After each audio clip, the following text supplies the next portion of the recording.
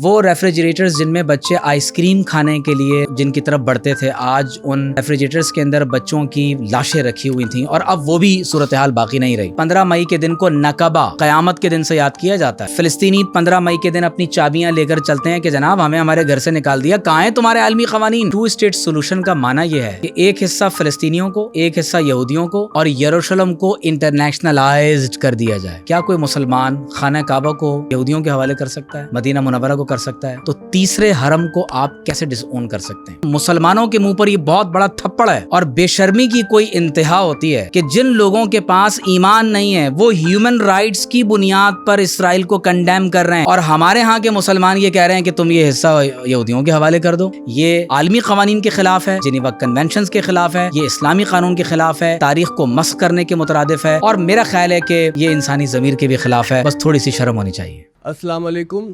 Of the school کے plate form سے ہم آج اپنا 50واں پوڈ کاسٹ پیش کر رہے ہیں۔ آج کا پوڈ کاسٹ فلسطین کے نام ہے، اور یہ جو پوڈ کاسٹ ہے یہ یوم القدس پر نشر ہوگا۔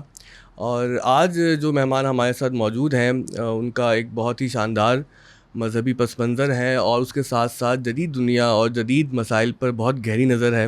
آپ ان کو ٹی وی پر دیکھتے ہیں، سنتے ہیں، اور جو آج کے ہمارے مہمان ہیں یہ اسلامی نظریاتی کونسل کے بھی ممبر ہیں۔ جناب ڈاکٹر عمیر محمود صدیقی صاحب آج ہمارے مہمان ہیں۔ السلام علیکم ڈاکٹر صاحب۔ وعلیکم السلام۔ بہت بہت شکریہ آپ کی تشریف آوری کا، اور آپ اس بڑے اہم موقع پر ہمارے ساتھ موجود ہیں۔ ہم آپ کی رہنمائی چاہتے ہیں اس حوالے سے کہ جو مسئلہ فلسطین ہے اس پر بہت سی آراء ہمارے سامنے آتی ہیں۔ سب سے پہلا مسئلہ تو یہ ہے کہ اب یہ مسلمانوں کے لیے بڑا جذباتی مسئلہ ہو گیا ہے، بہت دل دکھا دینے والا مسئلہ ہو گیا ہے، اور شاید ہمارے جذبات اور احساسات تمام کے تمام ایگزاسٹ ہو گئے ہیں، اور اب سمجھ بھی نہیں آتا کہ ہم اس مسئلے پر کیسے غم منائیں۔ لیکن اس کے ساتھ ساتھ ظاہر ہے کہ اس مسئلے کی ریشنیل بھی ہے، اور اس پر دنیا بھر سے مختلف آراء ہمارے سامنے آتی ہیں۔ جو ہمارا پچھلا پوڈ کاسٹ تھا اس میں جناب حسن الیاس صاحب ہمارے مہمان تھے، اور انہوں نے اس مسئلے پر اپنی رائے کا اظہار کیا، تو ظاہر ہے اس کو دیکھنے والوں کی طرف سے ایک رد عمل بھی آیا، کچھ شکایات بھی آئیں، اور ان سے اتفاق کرنے والے لوگوں کی بھی ایک تعداد موجود ہے۔ تو سب سے پہلے میں جاننا چاہتا ہوں کہ آپ کی دانست میں، آپ کی سمجھ میں یہ مسئلہ ہے کیا؟ اور جس طرح سے حسن بھائی نے کہا تھا کہ two state solution is the only way forward, کہ ٹو اسٹیٹ سولوشن پر اگر مسلمان جاتے ہیں، ہم جاتے ہیں تو یہ مسئلہ حل ہوگا، اس کے علاوہ کوئی مسئلے کا حل نہیں ہے، تو کیا آپ اس رائے سے اتفاق کرتے ہیں؟ بسم اللہ الرحمن الرحیم۔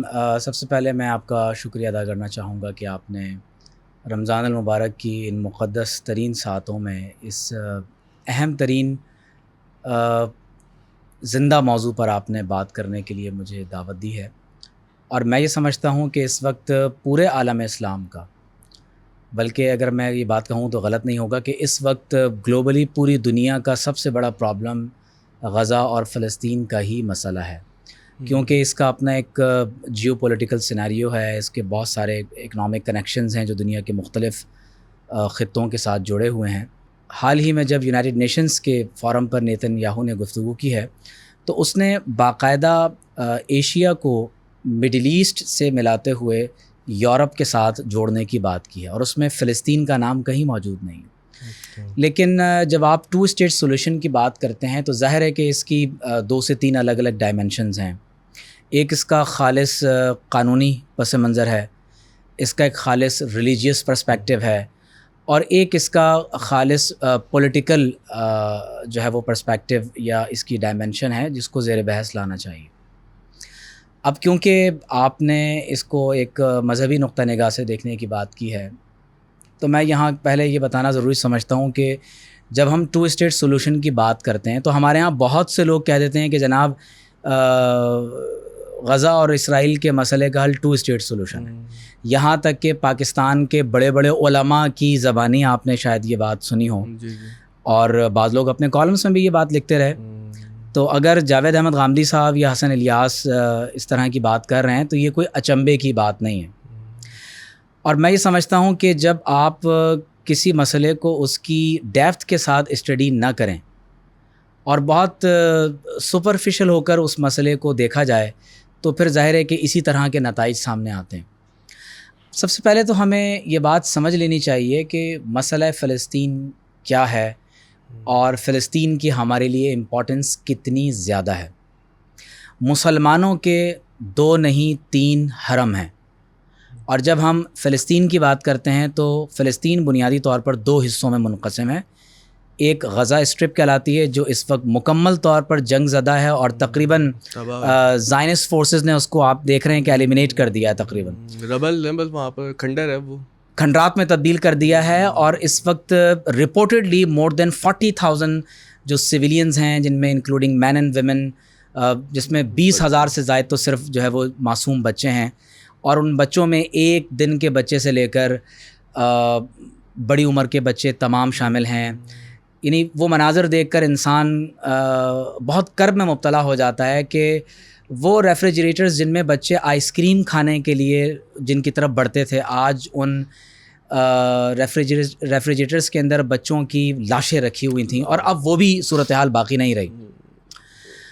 اسی طرح فیمن اور اسٹاویشن کو ویپنائزیشن کے ساتھ، یعنی دنیا میں آج انوائرمنٹل ایتھکس کی بات ہو رہی، اور اسرائیل نے انوائرمنٹ کو as a war tool Gaza کے بچوں کے خلاف استعمال کیا ہے.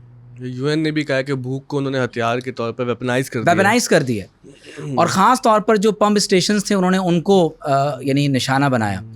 تو ایسے وقت میں میں یہ سمجھتا ہوں کہ جب اسرائیل کی ناجائز اور قابض جو ایڈمنسٹریشن ہے اس کی طرف سے، بالخصوص جب ان کے ڈیفنس منسٹر کا اور نیتن یاہو کا بار بار یہ اسٹیٹمنٹ آ رہا ہے کہ ہم 1 اسٹیٹ سولوشن کے قائل ہیں، ہم 2 اسٹیٹ سولوشن کو بالکل نہیں مانتے، اور وہ کہتے ہیں کہ یہ جوئش لینڈ ہے، یہ فلسطینیوں کی ریاست نہیں ہے.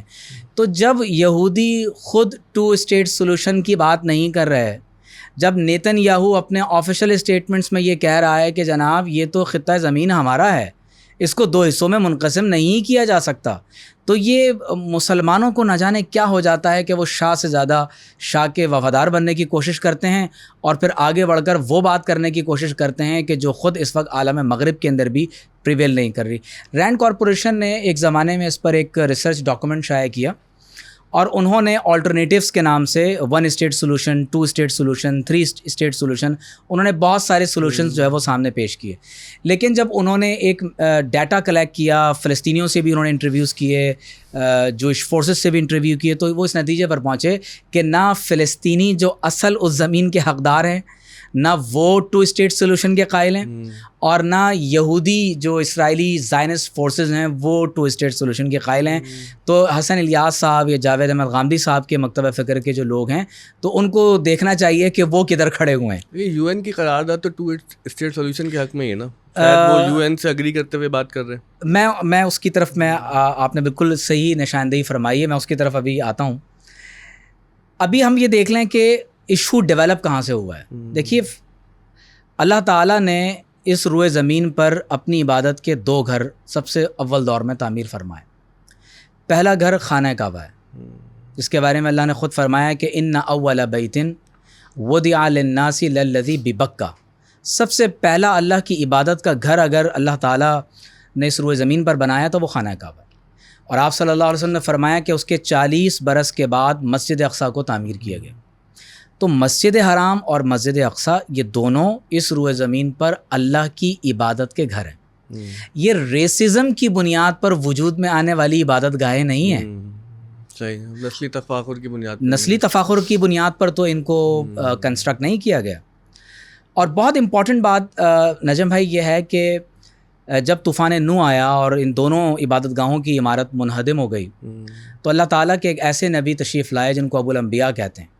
اور ابراہیم علیہ السلام کو اللہ نے حکم دیا، انہوں نے اپنے ایک بیٹے اسماعیل علیہ السلام کو خانہ کعبہ میں سیٹل کیا، اور اپنے دوسرے بیٹے اسحاق علیہ السلام کو بیت المقدس میں سیٹل کیا.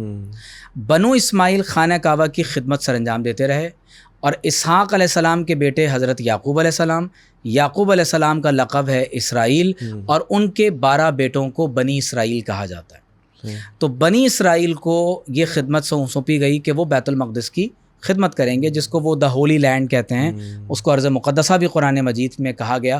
اور میں یہاں پر ریکمینڈ کروں گا کہ جوز کا یہ آرگومنٹ کہ قرآن میں تو کہیں بھی ہولی لینڈ کا ذکر نہیں ہے، اس پر عمران نظر حسین صاحب کی کتاب ہے جیروزلم ان دا ہولی قرآن، اس کا ضرور مطالعہ کریں، اور حسن الیاس کو بھی وہ کتاب ضرور پڑھنی چاہیے. حسن بھائی سے تو دوستی ہو گئی جی بالکل، کہ قرآن میں اس کا ذکر ہولی لینڈ کا کہاں پر ہے، اور جو اسلامک ایسکٹالوجی ہے، جو قرآنک ایسکٹالوجی ٹرمینالوجی ہے جو اسلامی تناظر میں ہم علم و آخری زمان کی بات کرتے ہیں تو ہمارے دینی دلائل اس بات کو کس طرح سے دیکھتے ہیں، اور جب آپ اولڈ ٹیسٹمنٹ کے ساتھ ان کی ایک کمپیریٹیو اسٹڈی کرتے ہیں تو اس کا ہم کیا نتیجہ نکالتے ہیں۔ تو جب ابراہیم علیہ السلام کی بعثت ہوئی تو ہمیں بڑا مشہور واقعہ معلوم ہے کہ حضرت یعقوب علیہ السلام یروشلم میں موجود تھے، ان کے بیٹے یوسف علیہ السلام کو ان کے بھائیوں نے کنویں میں ڈال دی۔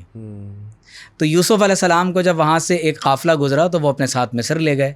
یوسف علیہ السلام جب مصر میں آباد ہوئے تو وہ اپنی پورے خاندان کو وہاں سے مصر میں شفٹ کر دیتے ہیں، اور یوسف علیہ السلام کے انتقال کے بعد وہاں پر کچھ عرصہ گزرتا ہے اور قبطی النسل فرعونہ کی وہاں حکومت قائم ہو جاتی ہے، اور جب بنی اسرائیل کو لاکھوں کی تعداد میں وہاں فرعون غلام بنا لیتا ہے، اس وقت اللہ تعالیٰ موسیٰ علیہ السلام کو مبعوث فرماتا ہے۔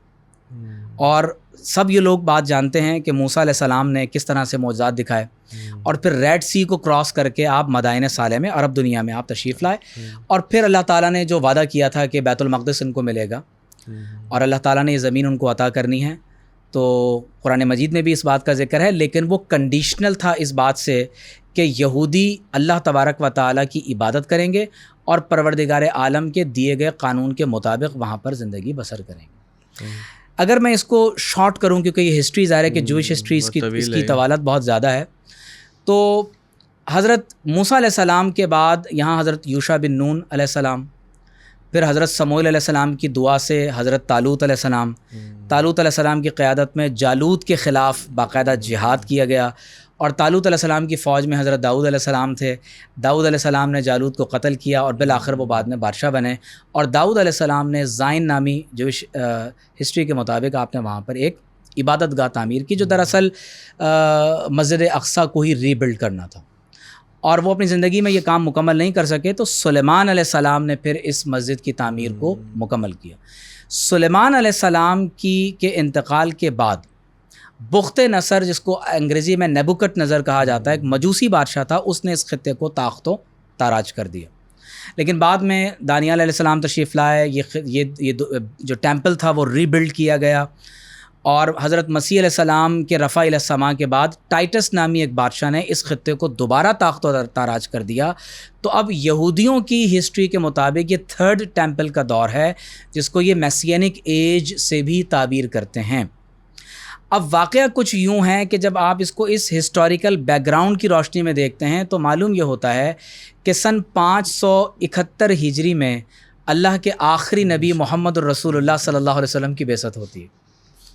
یہ نجم بھائی بہت انٹرسٹنگ یہ پوائنٹ ہے کہ اللہ کے آخری نبی صلی اللہ علیہ وسلم کی بعثت ہو رہی ہے، اور خانہ کعبہ میں نگرانی بنو اسماعیل کر رہے ہیں، قریش کے پاس ہی ہے، اور بیت المقدس میں جو خدمت ہے وہ بنی اسرائیل کے خاندان میں چلی آ رہی تھی، اور جب اس حصے کو کالونائز کر لیا گیا تو حضرت مسیح علیہ السلام کے عہد مبارک کے بعد جو ہیرودیس نامی بادشاہ تھا، تو رومنز نے اس خطے کو کالونائز کر لیا تھا، لیکن جو مکابینز کی تحریک یہودیوں میں کھڑی ہوئی، یا زیلٹس جو ان میں خود کش حملہ آور تھے وہ کھڑے ہوئے، تو انہوں نے باقاعدہ اپنی جو مسلح جد و جہد تھی اس کے ذریعے سے اس حصے کو انہوں نے ری گین کر لیا، لیکن یہ پورا ایریا جو ہے وہ رومنز نے کالونائز کیا ہوا تھا۔ اب یہاں پر اہم بات یہ ہے کہ جب اللہ کے آخری نبی محمد رسول اللہ صلی اللہ علیہ وسلم کی بعثت ہو گئی اور آپ صلی اللہ علیہ وسلم مسجد حرام سے مسجد اقصیٰ شب اسراء میں تشریف لے گئے، تو سورت ہے بنی اسرائیل اور اس کی پہلی آیت ہے سبحان الذی اسریٰ بعبدہ لیلا من المسجد الحرام الی المسجد الاقصیٰ، پاک ہے وہ ذات، ہر عیب سے پاک ہے، جو اپنے بندہ کامل کو مسجد حرام سے مسجد اقصیٰ تک لے گیا رات کے قلیل حصے میں، کیوں؟ لِنُرِیَہُ مِنْ آیاتنا، تاکہ انہیں اپنی تمام نشانیاں دکھا دے۔ الذی بارکنا حولہ لِنُرِیَہُ مِنْ آیاتنا انہ هو السمیع البصیر۔ 1000 سے زائد انبیاء علیہ السلام کے مزارات ہیں اس مقام پر۔ تو اب آپ غور کیجئے کہ جب آپ صلی اللہ علیہ وسلم نے وہاں کھڑے ہو کر تمام انبیاء کی امامت فرما دی، اور حضور علیہ السلام کے پیچھے موسیٰ علیہ السلام بھی ہیں اور مسیح علیہ السلام بھی ہیں، تو عقیدہ ختم نبوت کی تکمیل کے ساتھ، اور جب اللہ کے آخری نبی نے مسجد حرام سے مسجد اقصیٰ کا سفر کیا، تو اس میں اس بات کا اعلان ہے کہ اللہ کے آخری نبی جب کل انبیاء کی امامت فرما رہے ہیں، تو مسجد حرام اور مسجد اقصیٰ یہ ریسزم کی بنیاد پر وجود میں آنے والی عبادت گاہیں نہیں ہیں. یہاں عبادت اس طرح ہوگی جیسے اللہ تعالیٰ کا فرمان ہے, اور اللہ تعالیٰ کا آخری فرمان قرآن کی صورت میں نازل ہوا ہے.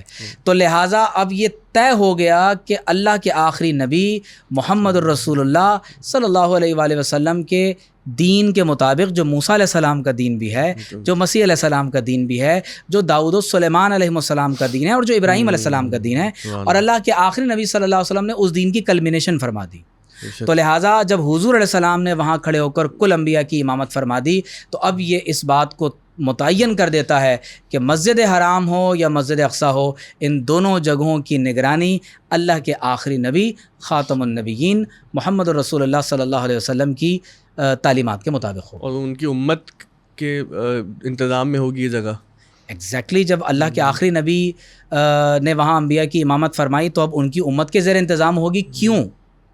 کیونکہ اللہ کے آخری نبی کی امت قرآن کی امین ہے, تو یہ احکامات کیونکہ قرآن کے مطابق نافذ ہوں گے, اور قرآن کی امین آخری امت ہے, تو لہٰذا یہ ذمہ داری اس امت کو دی گئی کہ اب وہ یہاں پر اس خطہ زمین پر دین کو نافذ کریں گے, اور اس میں بشارت بھی تھی کہ یہ خطہ فتح ہو جائے گا.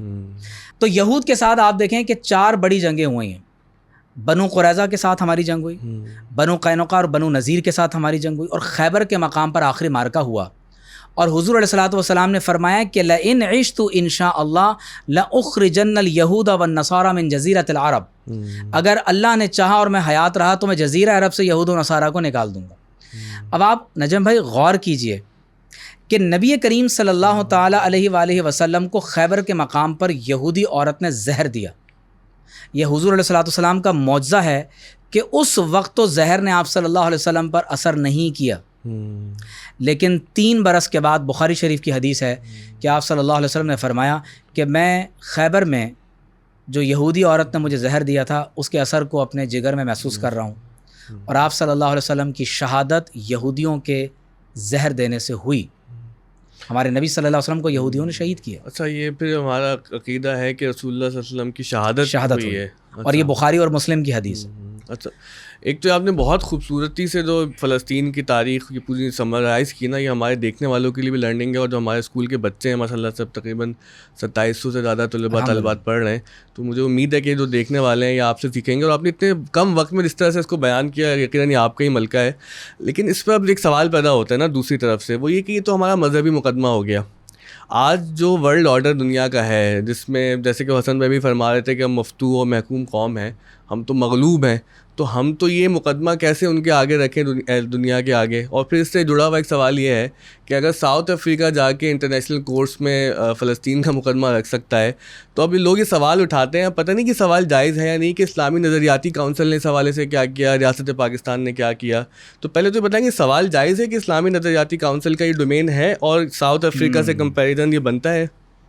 دیکھیے, اسلامی نظریاتی کونسل کا تو یہ ڈومین نہیں ہے. کونسل کے پاس تو لیجسلیشن کے لیے جو بلز آتے ہیں پروونشل یا نیشنل اسمبلی کی طرف سے, اگر بالفرض کوئی ڈرافٹڈ بل ہمارے پاس آتا ہے تو اس کی شرعی حیثیت کا تعین کرنے کی کوشش کی جاتی ہے. یا اگر ملک میں کوئی شرعی نوعیت کا مسئلہ پیدا ہو جاتا ہے تو ظاہر ہے کہ اس مسئلے پر کونسل اپنی اوپینین جو ہے وہ لیگل اوپینین اور قانونی سے زیادہ جو اسلامی نوعیت کی اوپینین ہوتی ہے وہ پیش کی جاتی ہے. اور میں یہ سمجھتا ہوں کہ مسئلہ فلسطین سے متعلق جو قائد اعظم کا اسٹینڈ ہے وہ بہت امپورٹنٹ ہے, اور قائد اعظم نے کبھی بھی فلسطین کے مسئلے میں ذرا برابر بھی لچک نہیں دکھائی ہے, بلکہ انہوں نے جس طرح فلسطینیوں کے لیے فنڈز قائم کیے, اور جب اسرائیل کی ریاست کا قیام عمل میں آ رہا تھا قائد اعظم نے امریکہ کے صدر کو جواب نہیں دیا. اسرائیل کے صدر سے آپ نے رابطے کی کوشش کے باوجود آپ نے اس کو رسپانس نہیں کیا, یہاں تک کہ ہمارے مولانا محمد علی جوہر کی قبر بھی فلسطین کے اندر یروشلم میں ہی ہے. تو میں آپ کے سوال کے جواب کو اگر یہاں سے ٹیک آن کروں کہ جب حضرت عمر رضی اللہ تعالیٰ عنہ سے پہلے اگر آپ زمانہ دیکھیں تو صدیق اکبر رضی اللہ تعالیٰ عنہ کو بھی یہودیوں نے زہر دیا ہے, آپ کی شہادت بھی یہودیوں کے زہر دینے سے ہوئی, یہ بات بھی ہسٹوریکلی پروون ہے. حضرت عمر رضی اللہ تعالیٰ عنہ کے عہد مبارک میں بیت المقدس فتح ہوا, اور بیت المقدس کی اس فتح کے بعد آپ اندازہ کیجئے کہ حضرت عمر رضی اللہ تعالیٰ عنہ جب اس خطے میں تشریف لائیں، تو اب یہ بہت امپورٹنٹ بات ہے جو میں کہنے جا رہا ہوں. مسجد اقصیٰ کا جغرافیہ عام طور پر ہمیں معلوم نہیں کہ اس کی لوکیشن، اس کا جغرافیہ کیا ہے. بعض لوگ یہ سمجھتے ہیں کہ شاید صرف ڈوم آف دا راک، جس کو قبۃ الصخرہ کہتے ہیں، ایک سنہرے رنگ کا گنبد ہے جو ہمارے غالباً بیک ڈراپ کے اندر بھی وہی نظر آ رہا ہے، اس کے نیچے ایک چٹان ہے. یہ چٹان وہ مقام ہے جہاں سے ہمارے نبی صلی اللہ علیہ وسلم 7 آسمانوں پر معراج میں تشریف لے گئے. آپ کو ایک سلور گنبد والی مسجد بھی نظر آتی ہے، یہ مسجد قبلی ہے. بعض لوگ سمجھتے ہیں کہ شاید صرف یہی مسجد اقصیٰ ہے. تو آج ہمیں یہ مغالطہ درست کر لینا چاہیے کہ جوز جس کو ٹیمپل ماؤنٹ کہتے ہیں، آپ کو ایک مستطیل ایک آپ کو شکل میں 4 دیواری کے ساتھ آپ کو کچھ درخت نظر آئیں گے، قبۃ الصخرہ ہے، ڈوم آف دا راک ہے، مسجد اقصیٰ کا ایک چھوٹی سی عمارت نظر آتی ہے جس کو یہودی ٹیمپل ماؤنٹ کہتے ہیں. اپنی 4 دیواری کے ساتھ یہ پورا حصہ مسجد اقصیٰ ہے، صحیح، including Dome of the Rock, including وہ مسجد قبلی کا حصہ جس کو مسجد اقصیٰ سمجھتے ہیں. یہ پورا کمپاؤنڈ، یہ پورا حصہ مسجد اقصیٰ میں شامل ہے، یہاں تک کہ اس کی 4 دیواریں مسجد اقصیٰ کا پارٹ ہیں. جوز جس کو ویلنگ وال کہتے ہیں، ہمارے نزدیک وہ حائط براق ہے. اچھا، ہمارے نبی صلی اللہ علیہ وسلم کا معراج میں براق یہاں آ کے رکا تھا. صحیح. اس کے بالکل متصل ایک مسجد براق ہے جہاں مسلمانوں نے یادگار کے طور پر ایک مسجد بنائی. اس مسجد میں ایک حلقہ ہے، یہ وہ حلقہ ہے جہاں ہمارے نبی صلی اللہ علیہ وسلم کے براق کو باندھا گیا، اور کل انبیاء کے براق کو یہیں باندھا گیا. اچھا. پھر ڈوم آف دا راک کے ساتھ آپ بالکل متصل دیکھیں تو ایک گنبد ہے، اس کے نیچے ایک مصلی بنا ہوا ہے. ہمارے نبی صلی اللہ علیہ وسلم نے یہاں کھڑے ہو کر تمام انبیاء کی امامت فرمائی، اس کو قبۃ النبی کہتے ہیں. ابراہیم علیہ السلام کا مزار شریف بھی اسی مقام پر ہے، اور اگر آپ غور کیجئے تو یہ الذی بارکنا حولہ، مقدس ترین مقام ہمارے لیے ہے. تو ہم اس مقام سے دستبردار نہیں ہو سکتے. تمام صحابہ کا اس پر اجماع ہے، کل امت کے 1400 سال کے فقہا کا اس پر اجماع ہے کہ مسجد اقصیٰ اور یہ ساری سرزمین وقف اسلامی ہے. اور وقف اسلامی کا مطلب یہ ہے کہ نہ اس کو بیچا جا سکتا ہے، نہ اس کو گفٹ کیا جا سکتا ہے، نہ یہ میراث میں تقسیم ہوگی، اور نہ اسے کسی عالمی قانون کے تحت حصے بکھرے کر کے ایک حصہ یہودیوں کو اور ایک حصہ مسلمانوں کو دیا جا سکتا ہے. مسجد کے ٹکڑے نہیں ہوتے، یہ قابل قبول کسی صورت نہیں ہے. مسجد وقف اسلامی ہوتی ہے. اب آپ دیکھیے کہ میں آپ کے سوال کی طرف، کیونکہ مجھے لگتا ہے کہ بیک گراؤنڈ شاید ہمارے احباب کا جاننا بہت ضروری تھا. 490 ہجری میں کروسیڈز کے نتیجے میں بیت المقدس ہمارے ہاتھ سے نکل گیا. تقریباً 90 برس کے بعد 583 ہجری میں سلطان صلاح الدین ایوبی رحمۃ اللہ علیہ نے بیت المقدس کو ری گین کیا، ری کانکر کیا. میں یہ بتا رہا ہوں کہ 1400 سالہ ہسٹری میں مسلمانوں کا رویہ کبھی 2 اسٹیٹ سولوشن کا نہیں رہا. اسلامی تاریخ میں کبھی بھی مسلمانوں کی روایت میں مسجد اقصیٰ کو ڈسون نہیں کیا گیا. یہ نہ جانے کون لوگ ہیں جو اس مروبیت کی ذہنیت کے ساتھ یعنی پروان چڑھ رہے ہیں، اور کس طرح کا یعنی ان پر آب و ہوا جو ہے وہ اثر انداز ہو رہی ہے کہ وہ اپنے مقدس ترین مقامات کو ڈسون کرنے کے لیے تیار ہو رہے ہیں. اب آپ اگلی بات دیکھیے کہ سلطان صلاح الدین ایوبی جب بیت المقدس میں فاتح بن کر داخل ہوئے تو وہ عین 27 رجب کی وہی تاریخ تھی جب آپ صلی اللہ علیہ وسلم شب معراج میں مسجد اقصیٰ تشریف لائے تھے. واہ، کیا بات ہے، سبحان اللہ. یہ ایک ہمارے ایمان کو تازہ کرنے والی بات ہے. اور انہوں نے اپنے ترکے میں 1 دینار اور 47 دراہم چھوڑے تھے. تلوار، اللہ، ڈھال، گھوڑے، یہی ان کے پاس کل سر و سامان یعنی ساتھ و سامان تھا. اس کو میں مختصر کرتا ہوں.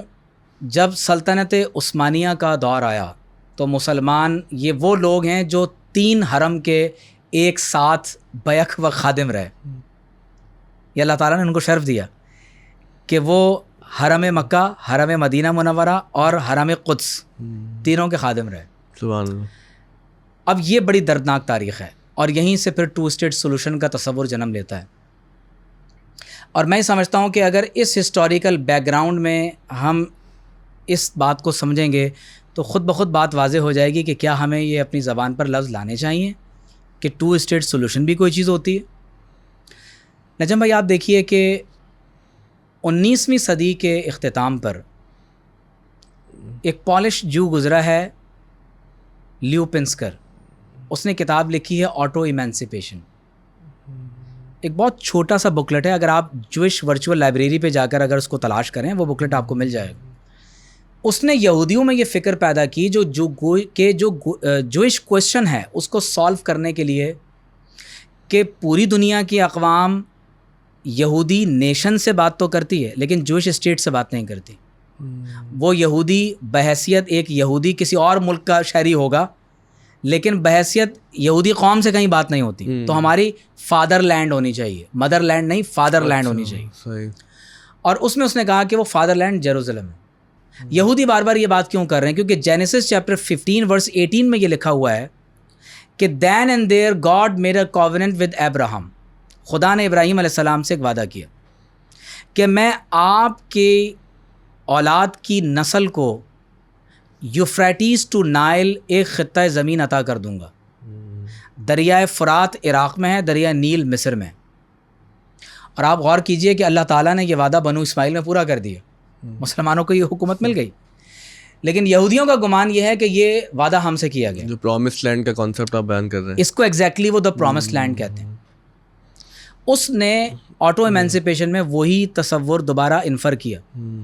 ٹھیک اس کے کچھ برس کے بعد دا جوئش اسٹیٹ کے نام سے تھیوڈور ہرزل جو زائنزم کا بانی ہے اس نے کتاب لکھی دا جوئش اسٹیٹ. پہلے تو وہ ارجنٹائن کو بنانا چاہتا تھا, نیو یارک کو بنانا چاہتا تھا.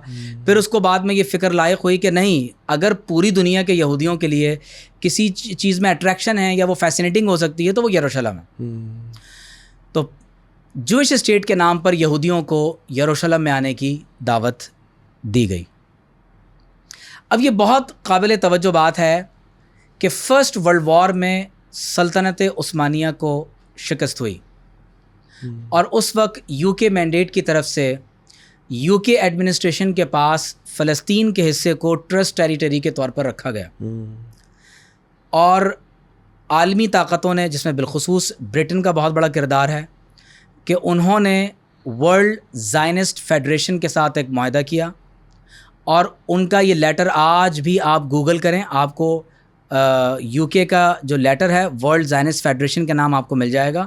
اور وہ ان سے یہ وعدہ کر رہے ہیں کہ ہم یہ خطہ زمین آپ کو اس لیے دے رہے ہیں کہ ایک جوئش ہوم لینڈ کی تخلیق کی جا سکے. اب آپ مجھے بتائیں کہ فلسطین میں 1400 سال سے مسلمان بس رہے ہوں, تو کیا یو کے ایڈمنسٹریشن کے پاس یہ حق تھا کہ وہ یہودیوں سے ایک ذاتی مراسم کی بنیاد پر یہ تعلق قائم کر لیں کہ ہم آپ کو ایک جوئش ہوم لینڈ فلسطین کی ریاست کے قلب میں مسلمانوں کے دل میں خنجر مار کر ہم جو آپ کو یہ ریاست دینے کا اختیار, یہ اختیار ان کو کس نے دیا؟ یہ بنیاد ہے 2 اسٹیٹ سولوشن کی, جس کو ظلم کی بنیاد پر رکھا گیا اور قرآن و سنت کی تعلیمات کے خلاف رکھا گیا, عالمی قوانین کے خلاف رکھا گیا. کیونکہ یہ وہ عہد ہے کہ جس میں یہودی 2000 سال کے بعد جرنل ایلن بی 1917 میں بیت المقدس میں داخل ہو رہا ہے اور فلسطین کا خطہ مسلمانوں کے ہاتھ سے چلا گیا. 1947 میں یو کے نے باضابطہ طور پر فلسطین کا مسئلہ یونائٹڈ نیشنز کے حوالے کر دیا اور اس دوران میں بالخصوص یورپ سے جوئش سیٹلرز بیت المقدس میں آنے لگے. اب UN تک ہم پہنچ گئے, وہ تو پہلی بات ہماری رہ گئی تھی نا. ایگزیکٹلی. اب جوئش سیٹلرز پوری دنیا سے یہاں پر جمع ہو رہے ہیں. اب جوئش سیٹلمنٹس کا مطلب یہ ہے کہ فلسطین کے لوگ کہاں جائیں گے؟ تو لہٰذا جب یونائٹڈ نیشنز نے 1947 میں یہ ریزولوشن پاس کی کہ اس خطے کو 2 حصوں میں منقسم کیا جائے گا, ایک عرب پیلسٹائن اور دوسرا جوئش ہوم لینڈ, تو 1948 میں جیسے ہی اسرائیل کی ریاست کا اعلان کیا گیا تو اگلے دن اسرائیل نے عرب ممالک اور ریاستوں پر حملہ کر دیا. تو فلسطین کی ریاست کا اعلان نہیں ہو سکا. 2 اسٹیٹ سولوشن کی بات کس منہ سے کی جاتی ہے؟ 1948 میں اسرائیل نے غزہ اسٹرپ اور ویسٹ بینک جہاں پر یروشلم ہے بیت المقدس سے قبضہ کر لیا اور لاکھوں کی تعداد میں مسلمان ڈسپلیس ہوئے ہیں. اس کو 15 مئی کے دن کو نکبہ قیامت کے دن سے یاد کیا جاتا ہے اور فلسطینی 15 مئی کے دن اپنی چابیاں لے کر چلتے ہیں کہ جناب ہمیں ہمارے گھر سے نکال دیا. کہاں ہیں تمہارے عالمی قوانین؟ کہاں ہیں ہیومن رائٹس کے عالمی قوانین؟ پھر اس کے بعد عرب اسرائیل وار ہوتی ہے 1967 میں. اقوام متحدہ میں ایک اور ریزولوشن پاس کی جاتی ہے کہ اسرائیل اپنے مقبوضہ تمام علاقوں کو چھوڑ دے اور فلسطینی ریاست کے قیام کو عمل میں لایا جائے. جو آج تک نہیں ہو سکا. لیکن اسرائیل نے تو تمام تر عالمی قوانین کو ٹھوکر مار دی. بالکل. اور ابھی آپ انٹرنیشنل کورٹ آف جسٹس کی بات کر رہے تھے. اگر میں اس تک آنے سے پہلے یہ ایک اور گزارش پیش کروں کہ 67 میں عرب اسرائیل وار ہو رہی ہے. سیکیورٹی کاؤنسل کی ریزولوشنز آ رہی ہیں, یونائٹڈ نیشنز کی ریزولوشن آ رہی ہے کہ بھائی عالمی قوانین کی خلاف ورزی نہ کی جائے. اسرائیل نے تو کسی عالمی قانون کی پرواہ نہیں کی. انہوں نے تو فلسطینیوں کو ان کا حق بالکل نہیں دیا.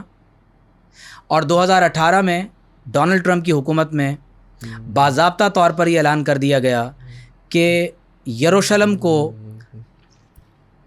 اسرائیل کا کیپٹل ڈکلیئر کیا جائے. بالکل.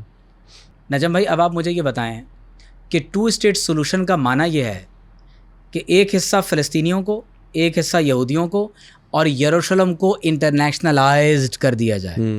تو مجھے بتائیں کہ کیا کوئی مسلمان خانہ کعبہ کو یہودیوں کے حوالے کر سکتا ہے؟ نہیں. مدینہ منورہ کو کر سکتا ہے؟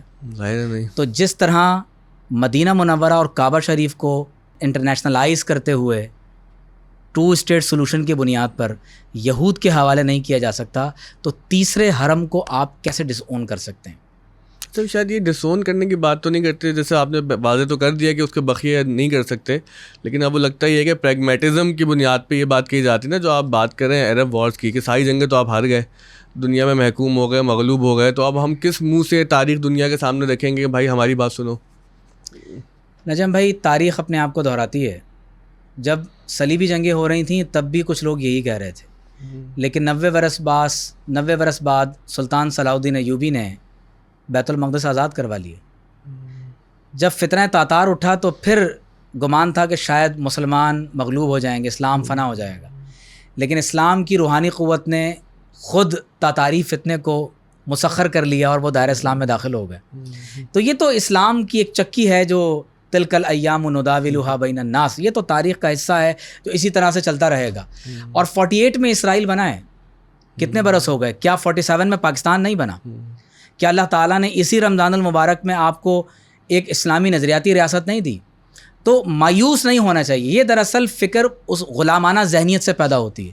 یہ دشمن نے ہماری آئیڈیالوجیکل سبورژن اتنی زیادہ کر دی ہے کہ ہم دشمن کی اینک لگا کر دشمن کے پرسپیکٹیو میں چیزوں کو دیکھنے لگتے ہیں. اچھا, یہ بھی ہم آپ سے جاننا چاہیں گے, پاکستان جو ہے وہ اگین اسلامی ملک ہے, سیکولر ملک, حالانکہ شرم آتی ہے بھی سوال کرتے ہوئے, اتنے سال ہمیں بنے ہوئے ہو گئے, ہم یہی سوال ہر نسل کیے جا رہی ہے. لیکن اس سے پہلے اگر ہم ذرا سے یہ بات کریں کہ ظاہر ہے کہ اگر ہم یہ کسی کو کہتے ہیں کہ تم اپولوجیٹک ہو گئے ہو, تم ریلیجیس ڈیفیٹزم کی بات کرتے ہو, وہ تو انکار ہی کرتا ہے. لیکن نظر یہ آتا ہے, تاثر یہ لگتا یہ ہے کہ اب نا نوجوان نسل میں یہ نظریہ بڑا پاپولر ہوتا جا رہا ہے کہ بھائی عقل کی بنیاد پر پریگمیٹک ہو کے دنیا کے ساتھ آپ معاملہ کریں, کہ کیا لڑائی جھگڑا ہر وقت مسلمان کرتے رہتے ہیں, بس نکالیں وقت کچھ کریں. میرا خیال ہے کہ اس وقت بھارت کی ہندوتوا آئیڈیالوجی اور زائنزم کا جوئش ریسزم کی بنیاد پر مسلمانوں کا جینوسائیڈ, یہ پوری دنیا کے صرف مسلمان نہیں, پورے عالم انسانیت کی آنکھوں کو کھول رہا ہے. International court of justice, United nations کی ریزولوشنز اسرائیل نے ردی کی ٹوکری میں ڈال دیں. بالکل. پوری دنیا میں ہیومن رائٹس کہاں چلے گئے؟ پوری دنیا میں ویسٹ میں سب سے زیادہ احتجاج ہو رہا ہے. ساؤتھ افریقہ نے جب یہ کیس پیش کیا ہے انٹرنیشنل کورٹ آف جسٹس میں, برازیل نے کتنا بڑا سٹینڈ اس پر لیا ہے. آج تک جو مغربی دنیا میں احتجاج ہو رہے ہیں, کم از کم مسلمانوں کے منہ پر یہ بہت بڑا تھپڑ ہے. صحیح بات.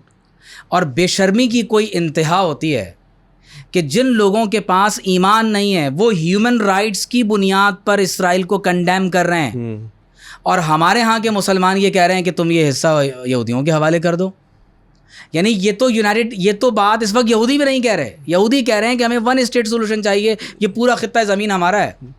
تو میں اگر آپ کے یعنی اس بات کو اگر میں کنکلوڈ کروں یہاں پر, تو میں یہ سمجھتا ہوں کہ اگر کوئی شخص ٹو اسٹیٹ سولوشن کی بات کرتا ہے تو اس کا واضح مطلب ہے کہ وہ ورلڈ ہسٹری سے نابلد ہے, وہ اسلامک ہسٹری سے نابلد ہے, وہ مسلمانوں کی حساسیت جو 3 حرم سے متعلق ہے اس سے نابلد ہے, علم و آخر الزمان جس میں ہمارے نبی صلی اللہ علیہ وسلم نے فرمایا کہ لا تقوم الساعة حتى تقاتل اليہود, قیامت اس وقت تک قائم نہیں ہوگی جب تک تمہاری یہودیوں سے ایک بڑی جنگ نہ ہو جائے. یہودی اپنے مسیحا کے منتظر ہیں. آپ اعزائے چیپٹر 18 اور 14 کو پڑھ کے دیکھیں, وہ اپنے مسیحا کے منتظر ہیں. مسلمان یہ عقیدہ رکھتے ہیں کہ امام مہدی علیہ السلام تشریف لائیں گے, حضرت مسیح علیہ السلام دنیا میں دوبارہ تشریف لائیں گے, اور قرب قیامت میں یہ حصہ بڑی جنگوں کا مرکز بنے گا.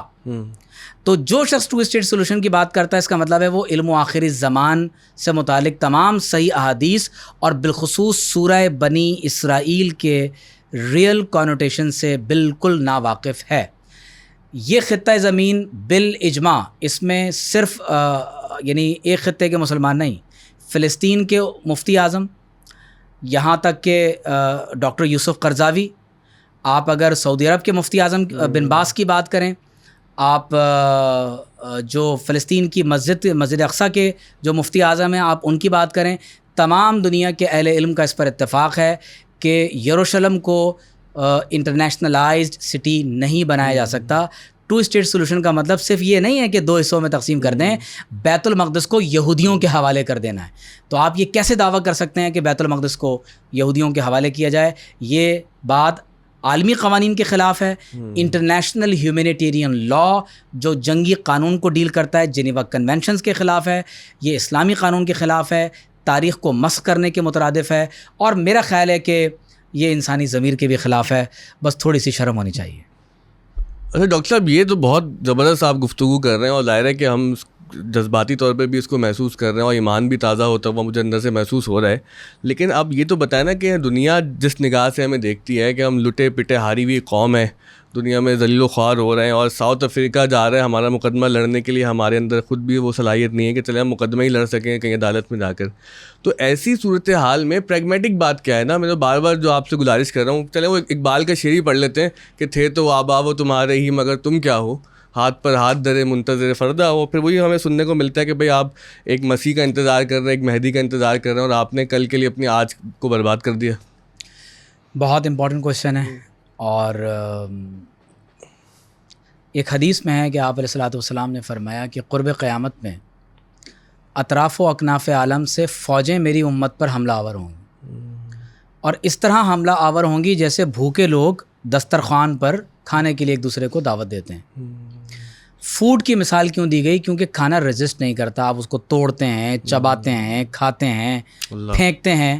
تو کیا آج ہماری حالت بالکل اسی طرح نہیں ہو گئی؟ ایسے ہی ہے. تو ہمارے نبی صلی اللہ علیہ وسلم سے صحابہ نے پوچھا کہ یا رسول اللہ صلی اللہ علیہ وسلم کیا ہم ان دنوں میں کم تعداد میں ہوں گے؟ تو فرمایا کہ نہیں, تمہاری تعداد بہت زیادہ ہوگی, لیکن تمہارے اندر وہن پیدا ہو جائے گا. تو پوچھا گیا وہن کیا ہے؟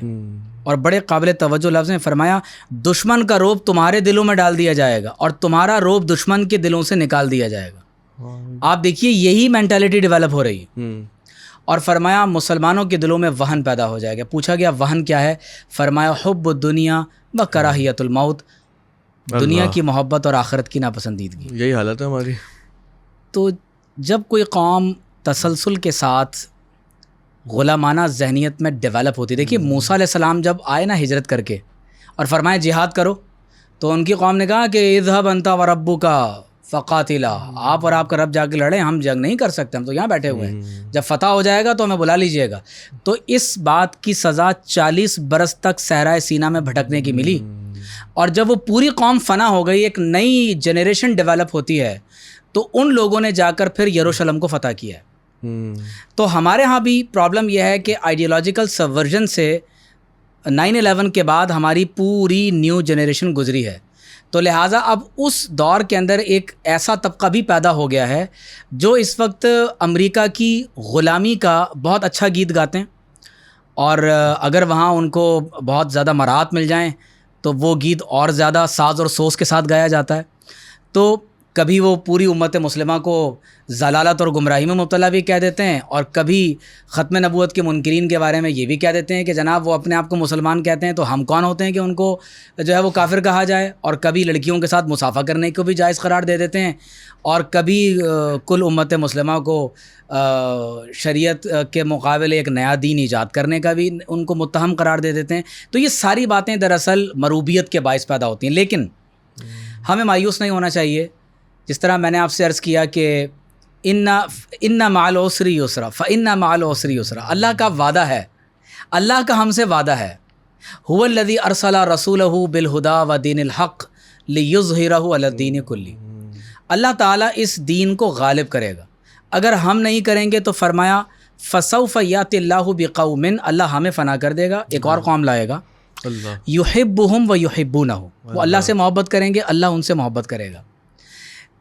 نجم بھائی پرابلم یہ آتی ہے کہ دراصل ہم نے جب قرآن سے وہ انسپریشن ہی نہیں لی، ہم نے کمپیٹیبل مطابقت پیدا کرنے کی کوشش کی ویسٹ کے ساتھ، ہم نے یہ غور کرنے کی کوشش ہی نہیں کی کہ ہمارے دین میں ہمیں کیا سبق پڑھایا گیا ہے۔ تو میں یہ سمجھتا ہوں کہ پوری مسلم دنیا کے پاس پوٹینشل موجود ہے، پاکستان ایک ایٹمی قوت ہے، اللہ تعالیٰ نے یہاں وہ وسائل رکھے ہیں جو شاید دنیا کے اور خطوں میں نہیں ہیں، اللہ تعالیٰ نے آپ کو مین پاور دی ہے، مسلم دنیا کے پاس پیٹرول ہے، سونا ہے، چاندی ہے، گیس ہے، اور آپ کو بہترین لوکیشنز اللہ تعالیٰ نے جغرافیہ اعتبار سے دنیا میں دی ہے۔ ضرورت اس بات کی ہے کہ یہ مسلمانوں کو بیدار کیا جائے۔ معمار حرم باز با تعمیر جہاں خیز، از خواب گراں خواب گراں خواب گراں خیز، از خواب گراں خیز۔ ہمیں امت کو جگانا پڑے گا، سینس آف یونٹی پیدا کرنے کی کوشش کرنا پڑے گی۔ دیکھیں یہودیوں نے بھی تو 2000 سال کے بعد دوبارہ غلبہ پا لیا نا۔ سورہ بنی اسرائیل ہمیں انڈیکیٹ کرتی ہے کہ یہودیوں کو دوبارہ غلبہ ملے گا، اور ان کو غلبہ ملا، اور سورہ بنی اسرائیل ہمیں یہ بتاتی ہے کہ یہ غلبہ اس وقت تک جاری رہے گا جب تک ہم عباد لنا، اللہ کے بندے نہیں بن جاتے۔ اب یہ ہمارے اوپر ہے، ہم چاہیں تو اس غلامی کے دور کو طویل کر لیں، یا اللہ کے بندے بن کر قرآن و سنت کی طرف ہم رجوع کرنے والے بن جائیں۔ تو اگر میں آپ کے سوال کے جواب کو کنکلوڈ کروں تو یہ لوگ جو مایوسی پھیلا رہے ہیں، ڈی مورلائز کر رہے ہیں، ہمیں غلامی کے آداب سکھا رہے ہیں۔ یہ برٹش کالونیل پیریڈ میں سر سید احمد خان نے بہت اچھا کام کیا تھا کہ بھئی آپ اس حقیقت کو مان لیں کہ آپ غلام بن گئے تو اب غلامی کے آداب سیکھیں۔ تو جب ول ٹو فائٹ ختم ہو جاتی ہے کسی قوم میں، تو پھر اقبال نے کہا تھا کہ سن اے تہذیب حاضر کے گرفتار، غلامی سے بدتر ہے بے یقینی۔ اگر کوئی شخص غلام ہے لیکن یقین ہے کہ میں غلام ہوں اور آزادی چاہتا ہے تو بیڑیاں کٹ جائیں گی، جو ہو ذوق یقین پیدا تو کٹ جاتی ہیں زنجیریں۔ لیکن اگر اس میں یقین کی دولت نہیں ہے تو پھر وہ ہمیشہ غلام ہی رہے گا۔ تو میں یہ سمجھتا ہوں کہ ڈی مورلائزیشن کے بجائے ہمیں مورلائزیشن کی ضرورت ہے، اور انسپریشن قرآن سے ملے گی۔ لا تہینوا ولا تحزنوا وانتم الاعلون ان کنتم مؤمنین۔ تو صاحب ایمان اگر آپ بنیں گے تو اللہ کا ہم سے وعدہ ہے، اوفوا بعہدی اوفی بعہدکم، تم مجھ سے کیا ہوا وعدہ پورا کرو، میں تم سے کیا ہوا وعدہ پورا کروں گا۔ تو لہٰذا ہمارے پاس پوٹینشل بھی ہے، لڑنے کا تجربہ بھی ہے۔ کیا 50 ممالک کی فوجیں افغانستان میں شکست خوردہ واپس نہیں چلی گئیں؟ تو اس کا مطلب یہ ہوا کہ اللہ تبارک و تعالیٰ اگر کوئی ایمانی قوت کے ساتھ کھڑا ہوتا ہے تو پروردگار عالم ان کی ضرور مدد و نصرت فرماتا ہے۔ ضرورت اس امر کی ہے کہ ہم سینس آف یونٹی کے ساتھ تھوڑی بے شرمی بغیرتی کی زندگی کو ہم چھوڑیں، اور ایمانی قوت کے ساتھ ہم آگے بڑھنے کی کوشش کریں، اور امت سے لڑنے کے بجائے اس دشمن سے لڑیں جو ہمارا کامن اینیمی ہے۔ اقبال نے وہ بھی کہا تھا نا کہ یورپ کی غلامی پہ رضامند ہوا تو، مجھ کو تو گلا تجھ سے ہے، یورپ سے نہیں ہے۔ ایگزیکٹلی ایسے ہی۔ لیکن مسئلہ ڈاکٹر صاحب یہ نا کہ وہ جیسے حسن بھائی بھی فرما رہے تھے کہ بھائی ایک ایٹم بم آپ نے بنا لیا، لیکن ہر سال آپ $1 بلین کی امداد لینے کے لیے کٹورا جو ہے وہ آگے مغرب کے ہی کر دیتے ہیں۔ تو ایسی صورت میں کہ جب ہم بالکل ہی وہ ایک کاسا لے کے دنیا کے سامنے کھڑے ہوئے، تو ایسے میں تو لوگ یہی کہتے ہیں کہ بس ٹھیک ہے، غلامی میں جینے کے آداب ہی پیدا کر رہے ہیں، اس سے زیادہ کیا کر سکتے ہیں؟ دیکھیے لارڈ کرومر نے ماڈرن ایجپٹ میں ایک بات لکھی ہے، وہ کہتا ہے کہ جب برطانیہ نے مختلف حصوں کو کالونائز کیا، اور آپ دیکھیے کہ 16ویں صدی سے لے کر 20ویں صدی کے وسط تک برطانیہ اور یورپ اور رشیا نے تقریباً روئے زمین کے تمام اسلامی ممالک کو کالونائز کر لیا تھا، یعنی اس سے بدترین وقت مسلمانوں پر کبھی نہیں آیا۔ کہ مسلمانوں کی خلافت ختم ہو رہی ہے، حصے بکھرے ہو رہے ہیں آٹومن امپائر کے، 50 سے زائد اسلامی ممالک توڑ توڑ کر بنائے جا رہے ہیں، ہندوستان میں ہماری حکومت ختم ہو رہی ہے، اس سے پہلے اسپین میں مسلمان جو ہے وہ اپنی 800 سالہ حکومت سے ہاتھ دھو بیٹھے، بغداد تاخت و تاراج ہو گیا۔ تو اس سے یہ بات معلوم ہوتی ہے کہ اللہ کے قوموں کے عروج و زوال کے قوانین کبھی بدلتے نہیں، لیکن اللہ تعالیٰ نے قوموں کو آگے بڑھنے کے کچھ اصول و قواعد بھی رکھے ہیں۔ ان اللہ لا یغیر ما بقوم حتی یغیروا ما بانفسہم، یہ جو ما بقوم اور ما بانفسہم ہے نا، یہ بڑا اہم راز ہے کہ ما بانفسہم، جو بیماریاں ہمارے نفوس میں لاحق ہو گئی ہیں، جب تک ہم ان کو صحیح نہیں کریں گے نا تو ما بقوم جو مجموعی طور پر پوری قوم میں مسائل ہیں نا وہ صحیح نہیں ہوں گے۔ بالکل۔ اب ہم ورلڈ بینک IMF کے سامنے کشکول لے کر کیوں بیٹھے ہوئے ہیں؟ کیا مسلم دنیا کے پاس پیسہ کم ہے؟ کیا پاکستان کے پاس وسائل کی کمی ہے؟ وجہ ہماری بددیانتی، ہماری مس مینجمنٹ، ہماری خیانت، اپنے ملک اور قوم کے ساتھ بے وفائی، اپنی مٹی کی ناقدری۔ اگر ہم صرف ان چیزوں کو مینج کر لیں تو کیا وجہ ہے کہ مسلمان دوبارہ اپنا کھویا ہوا عروج نہیں پا سکتے؟ تو لارڈ کرومر ماڈرن ایجپٹ میں یہ بات لکھتا ہے کہ جب برطانیہ نے ان خطوں کو کالونائز کیا تو وہ اس وقت ان خطوں کو آزادی دینے کے لیے تیار ہوا جب انہوں نے کچھ ایسے لوگ تیار کر لیے جو بظاہر مسلمان ہوں لیکن imbued with English education, mindset انگریزوں کا ہو۔ تو نتیجہ کیا نکلے گا کہ آپ ان کو انٹلیکچول سلیوری کے ساتھ ہمیشہ غلام بنا کر چلاتے رہیں گے۔ اس طرح کے جو اسٹیٹمنٹس ہوتے ہیں یہ دراصل انٹلیکچول سلیوری کا ریفلیکشن ہے کہ جب آپ نظریاتی طور پر غلامی اختیار کر لیتے ہیں تو پھر نتیجہ یہ ہوتا ہے کہ آپ کبھی بھی اس غلامی سے نکلنے کا تصور بھی نہیں کر سکتے، اور یہ قرآن کے فلسفہ خودی کے خلاف ہے، یہ قرآن کی اس عبادت کے تصور کے خلاف ہے کہ قل یا ایھا الکافرون لا اعبد ما تعبدون۔ ہمارے نبی صلی اللہ علیہ وسلم جب دنیا میں مبعوث ہوئے تو خانہ کعبہ کا برہنہ طواف ہوتا تھا، نعوذ باللہ۔ باپ مر جاتا تھا، بیٹا اپنی ماں سے شادی کر لیا کرتا تھا، بیٹیوں کو بعض قبائل زندہ دفن کر دیا کرتے تھے۔ تو آپ مجھے بتائیں اتنے بدترین جاہلیت کے دور میں وہ کیا نظر تھی جس نے مردوں کو مسیحا کر دیا؟ اللہ کا کلام قرآن مجید اور حضور علیہ الصلاۃ والسلام کی سیرت طیبہ۔ تو آج اگر مسلمان اجتماعی توبہ کر لیں، دیکھیں ایک آپشن تو یہ ہے کہ ہم کہیں کہ بھائی نہ تمہیں توبہ کرنے کی ضرورت ہے، نہ اپنے آپ کو بدلنے کی ضرورت ہے، نہ عروج حاصل کرنے کی ضرورت ہے، بلکہ تم تو اب ہمیشہ کی غلامی میں چلے جاؤ۔ یعنی اگر یہ قرآن کا فلسفہ ہوتا تو موسیٰ علیہ السلام کبھی فرعون کے مقابلے کے لیے مبعوث نہیں ہوتے۔ یہ قرآن کی آئیڈیالوجی کے خلاف ہے بات۔ اگر ایسا ہوتا تو نوح علیہ السلام کبھی اپنی قوم کو لے کر ہجرت نہیں فرماتے، حضور علیہ الصلاۃ والسلام 29 غزوات میں کبھی حصہ نہیں لیتے، غزوہ احد میں آپ صلی اللہ علیہ وسلم زخمی نہیں ہوتے، ہمارے نبی صلی اللہ علیہ وسلم بھی شہید ہوئے، 4 خلفاء شہید کیے گئے ہیں۔ اس کا مطلب یہ ہوتا ہے کہ حق کی پرائس ہوتی ہے۔ تو میں یہ سمجھتا ہوں کہ اگر کوئی شخص اس طرح کی سوچ اور فکر رکھتا ہے تو یہ خالص مغرب کی مروبیت کے تحت ہے، اور مجھے اس مروبیت کے اخلاص میں کوئی شبہ نہیں۔ میں یہ بات تسلیم کرتا ہوں کہ یہ بات بہت خلوص کے ساتھ کہی جاتی ہے، ہمیں ان کے خلوص میں کوئی شبہ نہیں ہوگا، کیونکہ جب انسان ایک خاص مینٹلٹی کے ساتھ خاص معاشرت میں ڈیولپ ہوتا ہے تو ظاہر ہے کہ پھر وہ ایک خاص مروبیت کے ساتھ سوچتا ہے اور وہی ریفلیکشن اس کے اعمال میں ظاہر ہوتا ہے۔ اچھا، ایک بات وہ ہوئی کہ اقبال نے کہا تھا نا کہ جو شاخ نازک پہ آشیانہ بنے گا ناپائیدار ہوگا۔ جی، اچھا، گو کے پہلے ڈاکٹر جاوید اقبال صاحب نے بھی ایک دفعہ مضمون لکھا تھا اس حوالے سے، اور حسن بھائی نے بھی وہی بات کی کہ بھئی وہ تو شاخ نازک پہ آشیانہ تو وہ تو بہت مضبوط کھڑا ہوا ہے، تباہ تو آپ ہو گئے یہاں پہ جو خاص ہے ترکیب میں قوم رسول ہاشمی کا درس دے رہے تھے۔ تو جب ہم بظاہر دیکھتے ہیں تو نقطہ تو یہی ہے کہ ترقی میں مغرب بہت آگے چلا گیا ہے، جس کو ہم مینرزم کہتے ہیں۔ ہمارے احمد جاوید صاحب کو بھی میں کہتا ہوں وہ مغرب کے اخلاق بڑے اچھے ہیں، تو وہ کہتے ہیں بھائی اس کے اصطلاح ہے مینرزم، یہ اخلاق نہیں ہوتے۔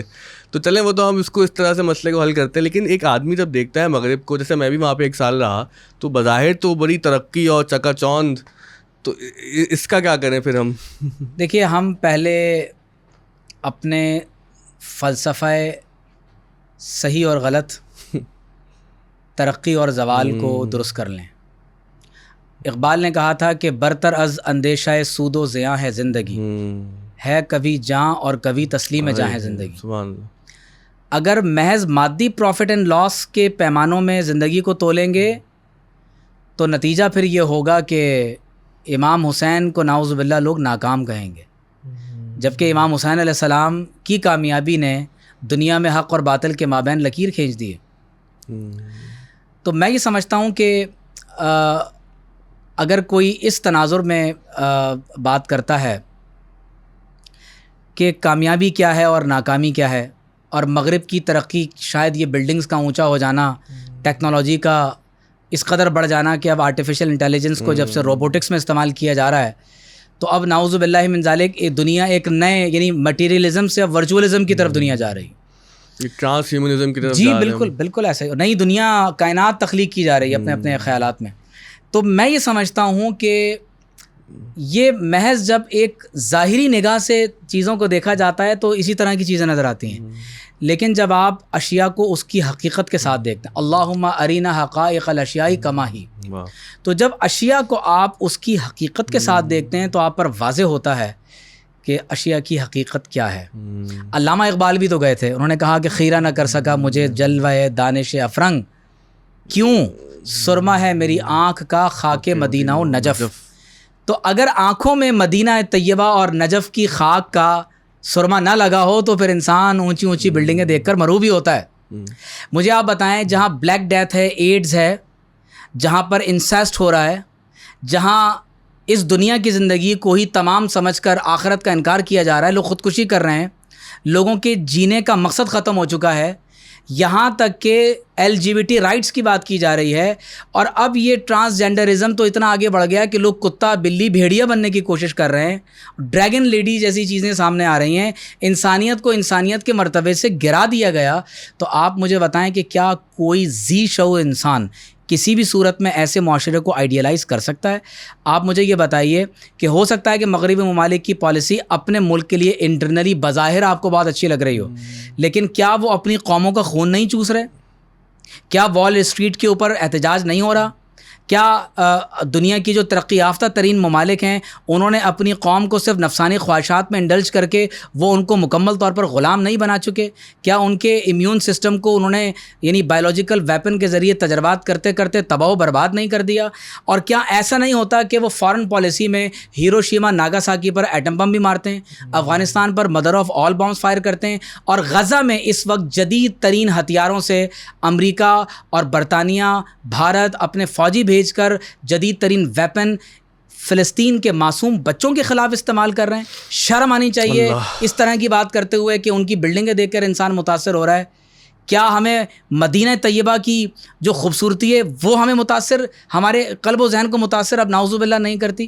تو میں یہ سمجھتا ہوں کہ یہ ایمان کی آپ سمجھیں کہ ایک ایسے ذوف کی نشانی ہے کہ ہمیں بیت ابیض کی طرف نہیں، عربی میں بیت کہتے ہیں ہاؤس کو اور ابیض کہتے ہیں وائٹ کو، تو ہمیں بیت ابیض کی طرف متوجہ نہیں ہونا ہے، ہمیں اپنا قبلہ درست کرنا ہے. یوان ریڈلے ایک آپ نے اتنا وہ مشکل ترجمہ کر دیا، میں سوچا تھا کتنا اچھا صحیح ہے وہاں کی بات ہو رہی ہے، وائٹ ہاؤس کی بات ہو رہی ہے. صحیح صحیح. یوان ریڈلے ایک برٹش صحافی خاتون ہیں، انہوں نے میں نے یہ بات ان سے براہ راست خود سنی. وہ کہتی ہیں کہ جب میں پہلی بار حج کے لیے گئی تو میں نے دیکھا لوگوں کے لباس الگ الگ ہیں، پینک ہے، لینگویجز الگ الگ ہیں. جب اذان ہوئی، دیکھیں ایک نو مسلم کے لیے نا یہ اس میں بڑی روحانیت ہے. ایک مسلمان بھی جب لاکھوں کی تعداد میں لوگوں کو دیکھتا ہے، اسپریچول ایکسپیرینس ہوتا ہے، اسپریچول ایکسپیرینس ہوتا ہے. تو وہ کہتی ہے کہ جب میں خانہ کعبہ کی طرف اذان ہوئی، جب میں اترنا شروع ہوئی تو میں نے دیکھا کہ لاکھوں لوگ اپنے ہوٹل سے مختلف گلیوں سے ہوتے ہوئے کعبہ شریف میں جمع ہو رہے ہیں. ایک پینک ہے، بھگدڑ ہے، لیکن جیسے ہی نماز کے لیے اقامت کہی جاتی ہے وہ بالکل ایک ڈرل کی طرح within a few seconds ان کی صفیں درست ہو جاتی ہیں اور پن ڈراپ سائلنس آ جاتا ہے. وہ ایک رہنما کے کہنے پر رکوع اور سجود کرتے ہیں. تو اس وقت مجھ پر یہ راز کھلا کہ آج مسلم دنیا کے اندر اور امت مسلمہ میں جو پینک ہے، جو ذلت اور رسوائی اور مصائب و آلام ہے، تو پرابلم یہ ہے کہ ان کا قبلہ درست نہیں ہے. تو جس لمحے ان کا قبلہ درست ہو جائے گا تو ان کا پینک ختم ہو جائے گا. تو میں یہ سمجھتا ہوں کہ اگر ہم اپنے مسائل کا حل یونائٹڈ نیشنز کی ریزولوشنز کے بجائے، یہ تو دنیا دیکھیں یہ تو حل ہو گیا نا. کشمیر کا مسئلہ کیا یونائٹڈ نیشنز نے حل کر دیا؟ حسن الیاس صاحب یا جاوید احمد غامدی صاحب کم از کم تھوڑا سا انصاف کی نگاہ کے ساتھ اس بارے میں غور و فکر کریں کہ کیا مسلم دنیا کا کوئی پرابلم یونائٹڈ نیشنز نے حل کیا ہے؟ کیا کشمیر کا پرابلم سالو ہو گیا؟ کیا ایسٹ تیمور کا پرابلم انہوں نے حل کر دیا تھا؟ کیا مسلم دنیا کے اندر جو آئے دن بم دھماکے ہو رہے ہیں، مصائب و علام پریشانیاں ہیں، کیا انٹرنیشنل ہیومینیٹیرین لاء کی بنیاد پر کبھی جنگی آداب امریکہ، برطانیہ اور اسرائیلی فوجوں نے بھی کبھی اختیار کیے ہیں؟ تو اگر عدل کی نگاہ سے دیکھا جائے گا تو ہم اسی نتیجے پر پہنچیں گے کہ بیت المقدس سے متعلق یہ رائے اختیار کر لینا کہ ہم اپنے مسائل کے حل کے لیے مغرب کی طرف متوجہ ہوں. اقبال نے کہا تھا تیری دوا نہ جنیوا میں ہے نہ لندن میں. جنیوا کنونشن ظاہر ہے جو انٹرنیشنل ہیومینیٹیرین لاء کو ڈیل کرتے ہیں، اور برطانیہ کے پاس ہمارے مسائل کا حل نہیں ہے. یہ جو 2 اسٹیٹ سولوشن کی بات کر رہے ہیں، تیری دوا نہ جنیوا میں ہے نہ لندن میں، کیوں فرنگ کی رگے جہاں پنجائے یہود میں ہے. بھائی یہ سارا عالمی نظام اگر پنجائے یہود میں ہے تو آپ انہی کے یعنی پاس اپنی یعنی اسی آپ عطار کے لونڈے سے دوا لینے جا رہے ہیں کہ جس نے آپ کو بیمار کیا ہوا ہے. تو بارگاہ مصطفیٰ کی طرف رجوع کرنے کی ضرورت ہے.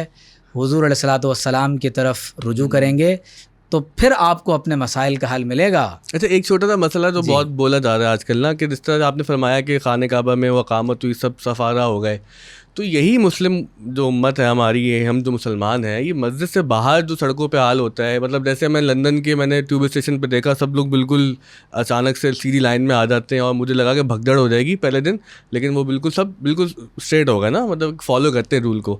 تو یہ چلیں یہود نے، نصارہ نے، عالمی طاقتوں نے ہمیں اس سے تو نہیں روکا نا کہ ہم اپنے سیوک سینس کو ٹھیک کر لیں. تو جو مسلمانوں کے بارے میں یہ بات کہی جاتی ہے کہ یہ مسجد میں تو سیدھے ہو جاتے ہیں، باہر آتے ہیں ان کو کچھ اور ہو جاتا ہے، تو یہ کیا مسئلہ ہے ہمارا؟ نجم بھائی آپ نے بالکل ایک اہم بات کی طرف توجہ دلائی ہے. میرا خیال ہے کہ ہم مسلم دنیا کے بجائے پاکستان کا ہیں. آپ دیکھیں کہ جب یہی مسلمان دبئی جاتے ہیں، ترکی جاتے ہیں، سعودی عربیہ جاتے ہیں، تو دنیا کا جدید ترین نظام سیدھے ہو جاتے ہیں. آپ کو نظر آتا ہے. آپ اگر صرف کراچی اور اسلام آباد کا فرق دیکھ لیں تو آپ کو اندازہ ہو جائے. ہاں ٹرو.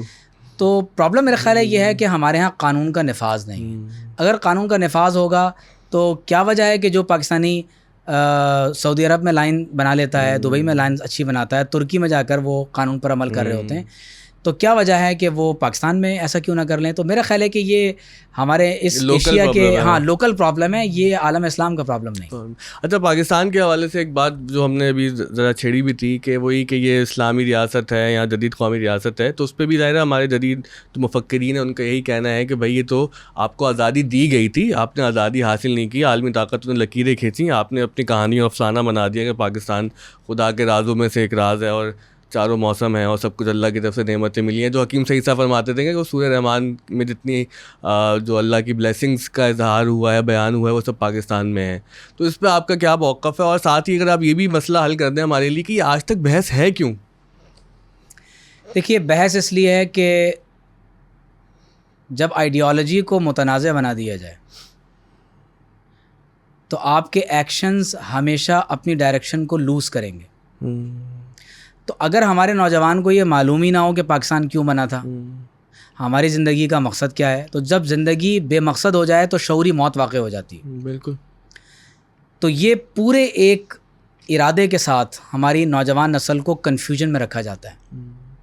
اگر کنفیوژن دور ہو جائے تو ڈائریکشن ہماری بالکل درست ہوگی اور ہم بہت بہتر انداز سے آگے بڑھ سکتے ہیں. دوسری امپورٹنٹ بات یہ ہے کہ یہ پاکستان کے بارے میں وہی لوگ بات کہہ سکتے ہیں جو پاکستان کے دشمن ہیں. ان الارض یرثها عبادی الصالحون. اللہ فرماتا ہے کہ میں زمین کا وارث اپنے باصلاحیت بندوں کو بناتا ہوں، صالح لوگوں کو بناتا ہوں. جن لوگوں کے پاس اپنا گھر نہیں ہے نا، کرائے کے گھر میں رہتے ہیں، تو ان سے پوچھیں کہ ایک چھوٹی سی چھت کی ویلیو کیا ہوتی ہے.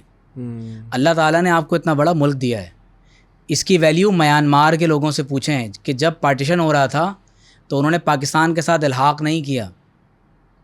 اور آپ یہ سوال اس دور میں پوچھیں کہ جب 1971 میں جب پاکستان کو بیلکنائزیشن کی طرف لے جایا گیا تو رشین انٹیلیجنس آفیسر KGB کا سابق آفیسر یوری بینزیمینوف اپنے انٹرویو میں کیا بتاتا ہے کہ انہوں نے کس طرح سے پاکستان کو نقصان پہنچانے کی کوشش کی.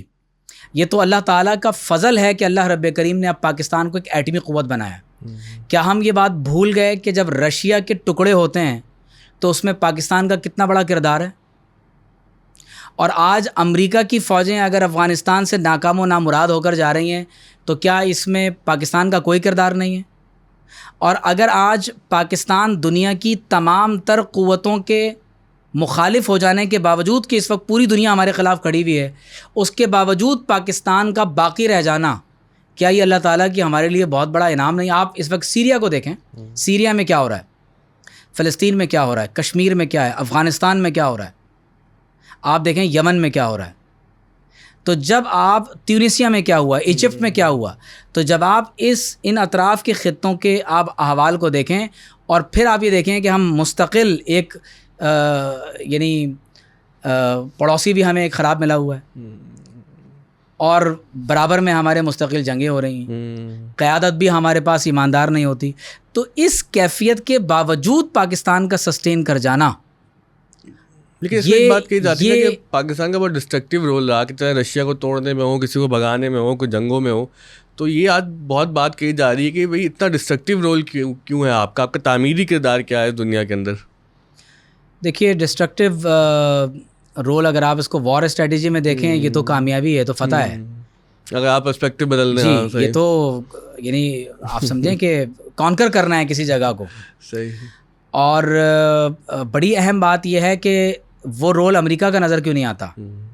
بالکل ہے وہ تو دیکھیں کہ انہوں نے ویتنام سے لے کر افغانستان، عراق میں، فلسطین میں، سیریا میں یہ جو کچھ ہو رہا ہے، تو آپ کولڈ وار کو کیوں نہیں دیکھتے کہ وہ لوگ کیا کر رہے ہیں. تو میں یہ سمجھتا ہوں کہ یہ سارا جو پرابلم ہے دراصل وہ قرآن مجید کے اس اصل روح سے دور ہونے کی وجہ سے ہے اور آپ صلی اللہ علیہ وسلم کی سیرت کے پیغام سے دور ہونے کی وجہ سے ہے. آپ غور کریں گے ان لوگوں کی گفتگو میں چند آیات کے علاوہ ان کا اور فلسفہ قرآن کی ٹوٹل انسپریشن سے نہیں لیا گیا ہے. یہ میں بہت امپورٹنٹ بات کہہ رہا ہوں. جاوید احمد غامدی صاحب کی فکر کو اگر آپ دیکھیں گے، آپ ان کی برہان، میزان، مقامات، ان ساری کتابوں میں ٹوٹل آیات کو جمع کر لیں، وہ چند آیات. یہ قرآن مجید کو ان ٹوٹالٹی نہیں دیکھتے. یہ آپ صلی اللہ علیہ وسلم کی سیرت طیبہ کو تو ڈسکس ہی نہیں کرتے. اپنا سنت کا ایک تصور بنایا ہوا ہے جو عین قرآن مجید کے خلاف ہے. اس کا تو جواب حسن بھائی سے لیں گے اب ہم. اور جناب آپ مسیح علیہ السلام کی آمد کے بھی منکر ہو جائیں، امام مہدی کے بھی منکر ہو جائیں. اچھا، میرا اگلا سوال بھی یہی ہے، یہ تمام باتیں ان کی نوجوانوں کے لیے کہا جاتا ہے نا کہ بھئی آپ نے امام مہدی کے انتظار میں لگا دیا ان کو اور حضرت عیسیٰ کا انتظار کر رہے ہیں، پھر یہ اینڈ آف ٹائم جیسی، ارائیول جیسی ڈاکومنٹریز دیکھ رہے ہیں یوٹیوب پہ، اور سب سے زیادہ پتہ نہیں یہ ریئلٹی ہے یا نہیں، لیکن کہا جاتا ہے کہ بہت زیادہ سرچ ہوتے ہیں نا اس طرح کا کانٹینٹ. تو یہ آپ کیا سمجھتے ہیں کہ نوجوانوں کے لیے مہلک ہے اس طرح کی باتیں سننا، سمجھنا اور اس طرف دل لگانا ان باتوں میں؟ یہودی کیا کر رہے ہیں؟ یہودیوں نے تو اپنے نوجوانوں کو یہ فکر دے کر پورا نظام تہو بالا کر دیا ہے. جب وہ اپنی آخر الزمان اور علامات کی، قیامت کی علامات کی روشنی میں اپنی پوری اسٹریٹجی کو پلان کر رہے ہیں، تو آپ کیوں نہیں کر رہے؟ یعنی کہ آپ سمجھتے ہیں کہ یہ کرنا چاہیے اور ان موضوعات مجموعی طور پر ہمیں اس کو مجموعی طور پر دیکھنا چاہیے کہ ہمارے نبی صلی اللہ علیہ وسلم نے قرب قیامت میں جب یہودی یہ حرکتیں کریں گے تو ہمیں کیا کرنے کا حکم دیا ہے. جیسے اب چھوٹی سی بات بیان ہو گئی، وہن پیدا ہو جائے گا، تو بیماری تو حضور نے بتا دی کہ بھائی دنیا کی محبت پیدا ہو جائے گی، شہادت کی ناپسندیدگی ہوگی، تو اب ان دو بیماریوں کو ختم کریں، آپ عروج پا لیں گے. اچھا، اگر ہم کچھ کوئکلی جو ہے آپ کے سامنے سوالات رکھیں کہ نوجوان جو دیکھتے ہیں کہ ہم نیشن اسٹیٹ میں رہ رہے ہیں نا، اور پھر وہی ایک ہمارا جو ہے مذہب کا مقدمہ ہمارے سامنے ہے، تو اس سے بہت سارے جو ہے کنفیوژنس پیدا ہوتی ہیں. اور پھر آج فلسطین کا مسئلہ ہے، کشمیر کا مسئلہ ہے، اور ہم نے دیکھا ہے کہ جہادی گروپ پیدا ہوئے جنہوں نے سمجھا کہ بھائی کہ جو نیشن اسٹیٹس ہیں تو ہمارا مسئلہ حل نہیں کر رہے، تو ہم آگے بڑھ کے خود اس ذمہ داری کو اپنے سر پہ لیتے ہیں. تو اس پہ آپ کا کیا موقف ہے کہ نوجوان نسل جو لوگ ہم سب دیکھ کے پریشان ہو رہے ہیں، تو کیا کریں اس کا؟ 1923 میں سلطنت عثمانیہ کے ٹکڑے ہوئے، 100 سال ہوئے ہمارے بڑے زوال کو. تو قوموں کے عروج و زوال کی داستانوں میں 100 سال کوئی زیادہ بڑا عرصہ نہیں ہوتا. تو امید کبھی ختم نہیں کرنی چاہیے. لا تقنطوا من رحمت اللہ. اللہ تبارک و تعالیٰ وہی ہے جس نے ابراہیم علیہ السلام کے لیے نار نمروز کو گلزار کر دیا تھا، نوح علیہ السلام کو طوفان سے بچایا تھا.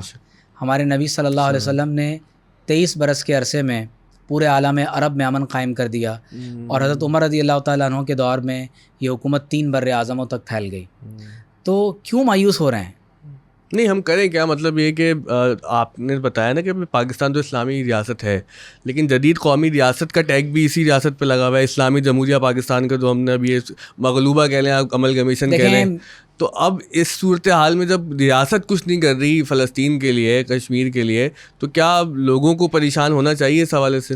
دیکھیں، میں یہ سمجھتا ہوں کہ اللہ نے پوری دنیا کے انسانوں کو 2 حصوں میں مسئلہ فلسطین پر تقسیم کر دیا ہے. ایک طرف وہ ہیں جو انسانیت کا دل میں درد رکھتے ہیں، اور ایک وہ ہیں جو انسان تک ماننے کے لیے تیار نہیں ہیں. ویسٹ اس وقت تیار ہے، آپ اسلام کی دعوت دیں، لوگ تیزی کے ساتھ اسلام قبول کر رہے ہیں، تو مغرب کو اس وقت اسلام کی طرف دعوت دینے کی ضرورت ہے. نمبر 1. نمبر 2، مسلم دنیا پر واضح ہو گیا کہ انٹرنیشنل کورٹ آف جسٹس اور یونائٹڈ نیشنز، OIC بھی، یہ آپ کے مسائل کا حل ان عالمی طاقتوں کے پاس نہیں ہے. اب آپ اپنا ڈیفنس اور اکانومی ایک کر لیں. اچھا، مسلم دنیا اپنا ڈیفنس اور اکانومی ایک کر لے، تو جیسے یونائٹڈ اسٹیٹس آف امریکہ ہے، آپ یونائٹڈ اسٹیٹس آف اسلام کیوں نہیں بنا سکتے؟ بالکل ہو سکتا ہے، ہونا بھی چاہیے. لیکن یہ ہوگا اسی وقت کہ جب یہ فکر پیدا ہو کہ ہم عروج پانے کی غلامی سے باہر نکلنے کی کوشش کریں. لیکن اگر ہمیں بار بار یہ درس پڑھایا جائے کہ نہیں بھائی اب تو غلامی کے آداب سیکھیں، تو ظاہر ہے پھر تو ہمارے لیے نکلنا ناممکن ہو جائے. اچھا، اس پہ ایک بات، یہ بہت پرانا سا سوال ہے کہ بھائی جب کبھی آپ اتحاد امت کی بات کرتے ہیں تو جو بہت زیادہ فرقہ واریت ہمارے یہاں پھیلی ہوئی ہے کہ شناختیں الگ الگ ہیں، گروہ بندی ہے، تو یہ مسئلہ پہ کیسے حل ہوگا؟ اور فرقہ ہوتا ہے کہ اگر یہ بھی بتا دیں کہ نوجوان آج کل اس میں بڑے پریشان ہوتے ہیں کہ ہر وقت وہ فرقہ واریت کے نام پہ پتہ نہیں کیا کیا ہو رہا ہے. اب اینٹی فرقہ واریت کا مقدمہ بھی ایک بن گیا ہے. دیکھیں، ایک آپ نے فرقے کی بات کی اور دوسری بات آپ نے کیا کی؟ مطلب کہ فرقہ واریت کیا ہے اور اینٹی فرقہ واریت کا ایک مقدمہ بن گیا نا. پہلے بھی آپ نے وہ یہ کہ مسلمان دنیا کو جب متحد کرنے کی بات آتی نا تو وہ کہتے ہیں یار یہ تو شیعہ ہے، یہ سنی ہے، وہ پتہ نہیں کون ہے. دیکھیں، ایک تو پرابلم یہ ہے کہ جب ہم بات کرتے ہیں نا اتحاد امت مسلمہ کا، تو اس سے مراد صرف مولویوں کا اتحاد ہمارے ذہن میں آتا ہے. تو بھائی امت میں اور لوگ بھی ہیں. یہ جو پولیٹیکل سیکٹیرینزم ہے اس کو کہاں دیکھتے ہیں؟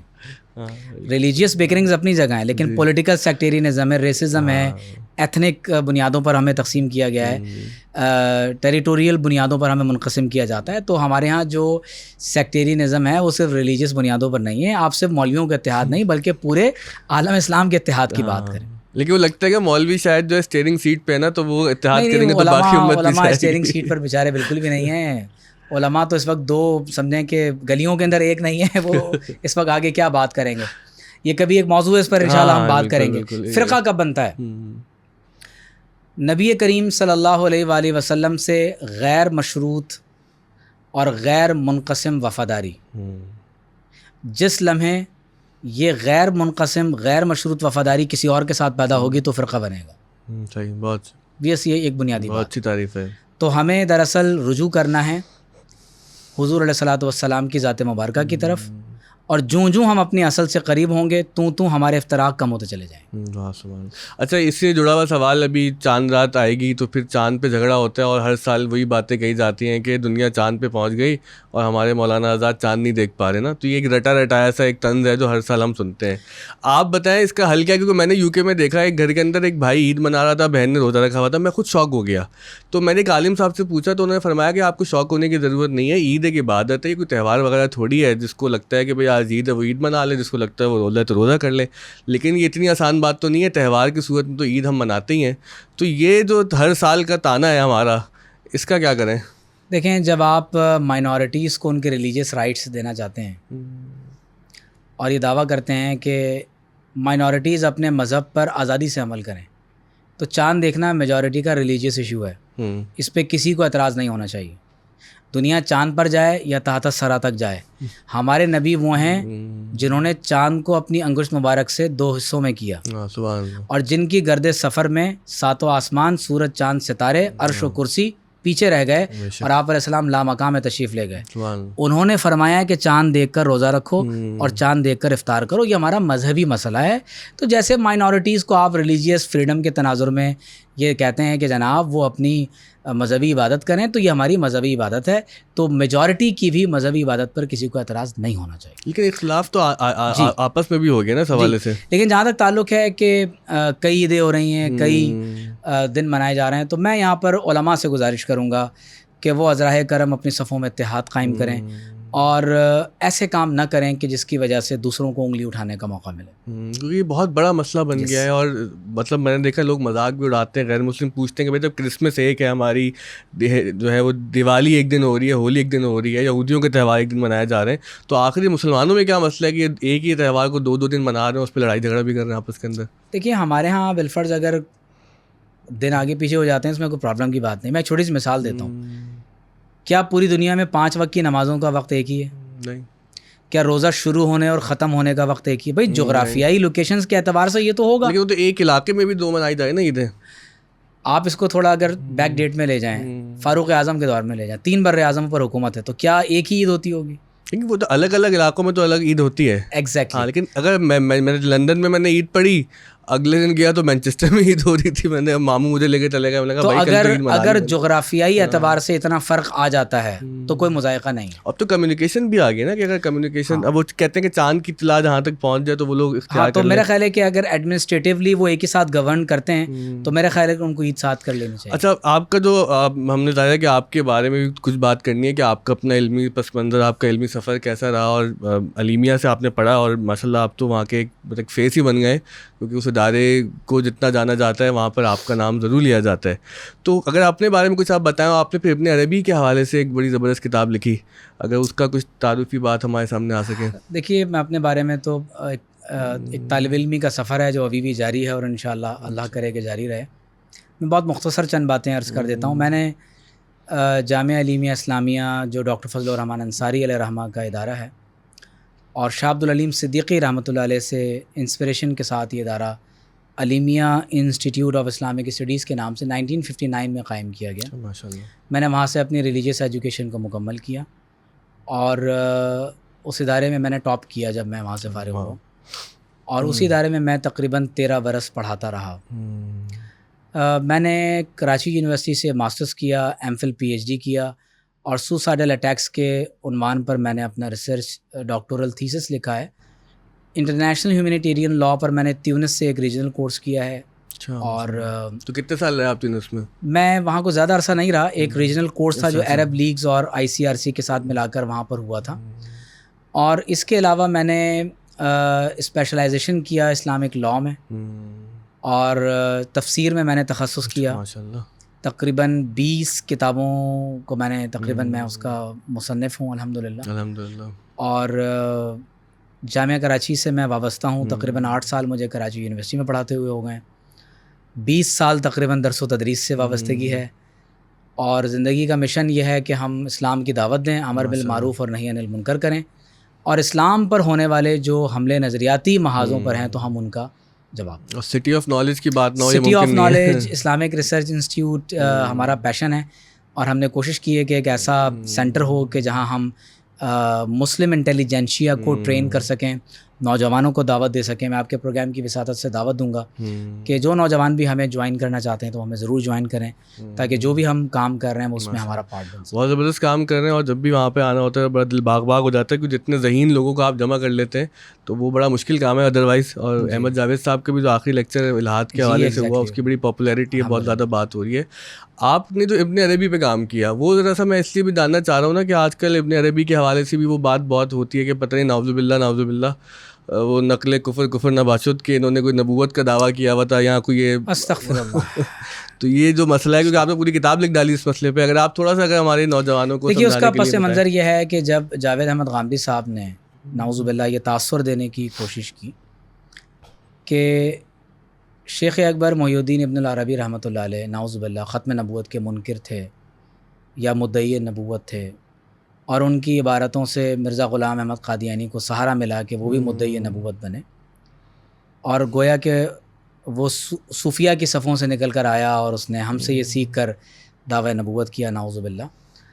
اور اگر برہان کا ایک مضمون تک بات تھی تو چلیں وہ ایک عرصے سے لکھا ہوا تھا، اس کو ہم نے اتنا قابل اعتنا نہیں سمجھا کہ چلیں چند صفحات کا مضمون ہے اور ایک آدھ عبارت سے ان کو کوئی اشتباہ ہو گیا ہے، اور 20-25 صفحات کے مضمون میں کل اسلامی صوفیہ کی تاریخ کو اس طرح لپیٹ دینا اگرچہ غیر سنجیدہ عمل ہے، لیکن اس کو نظر انداز کیا گیا۔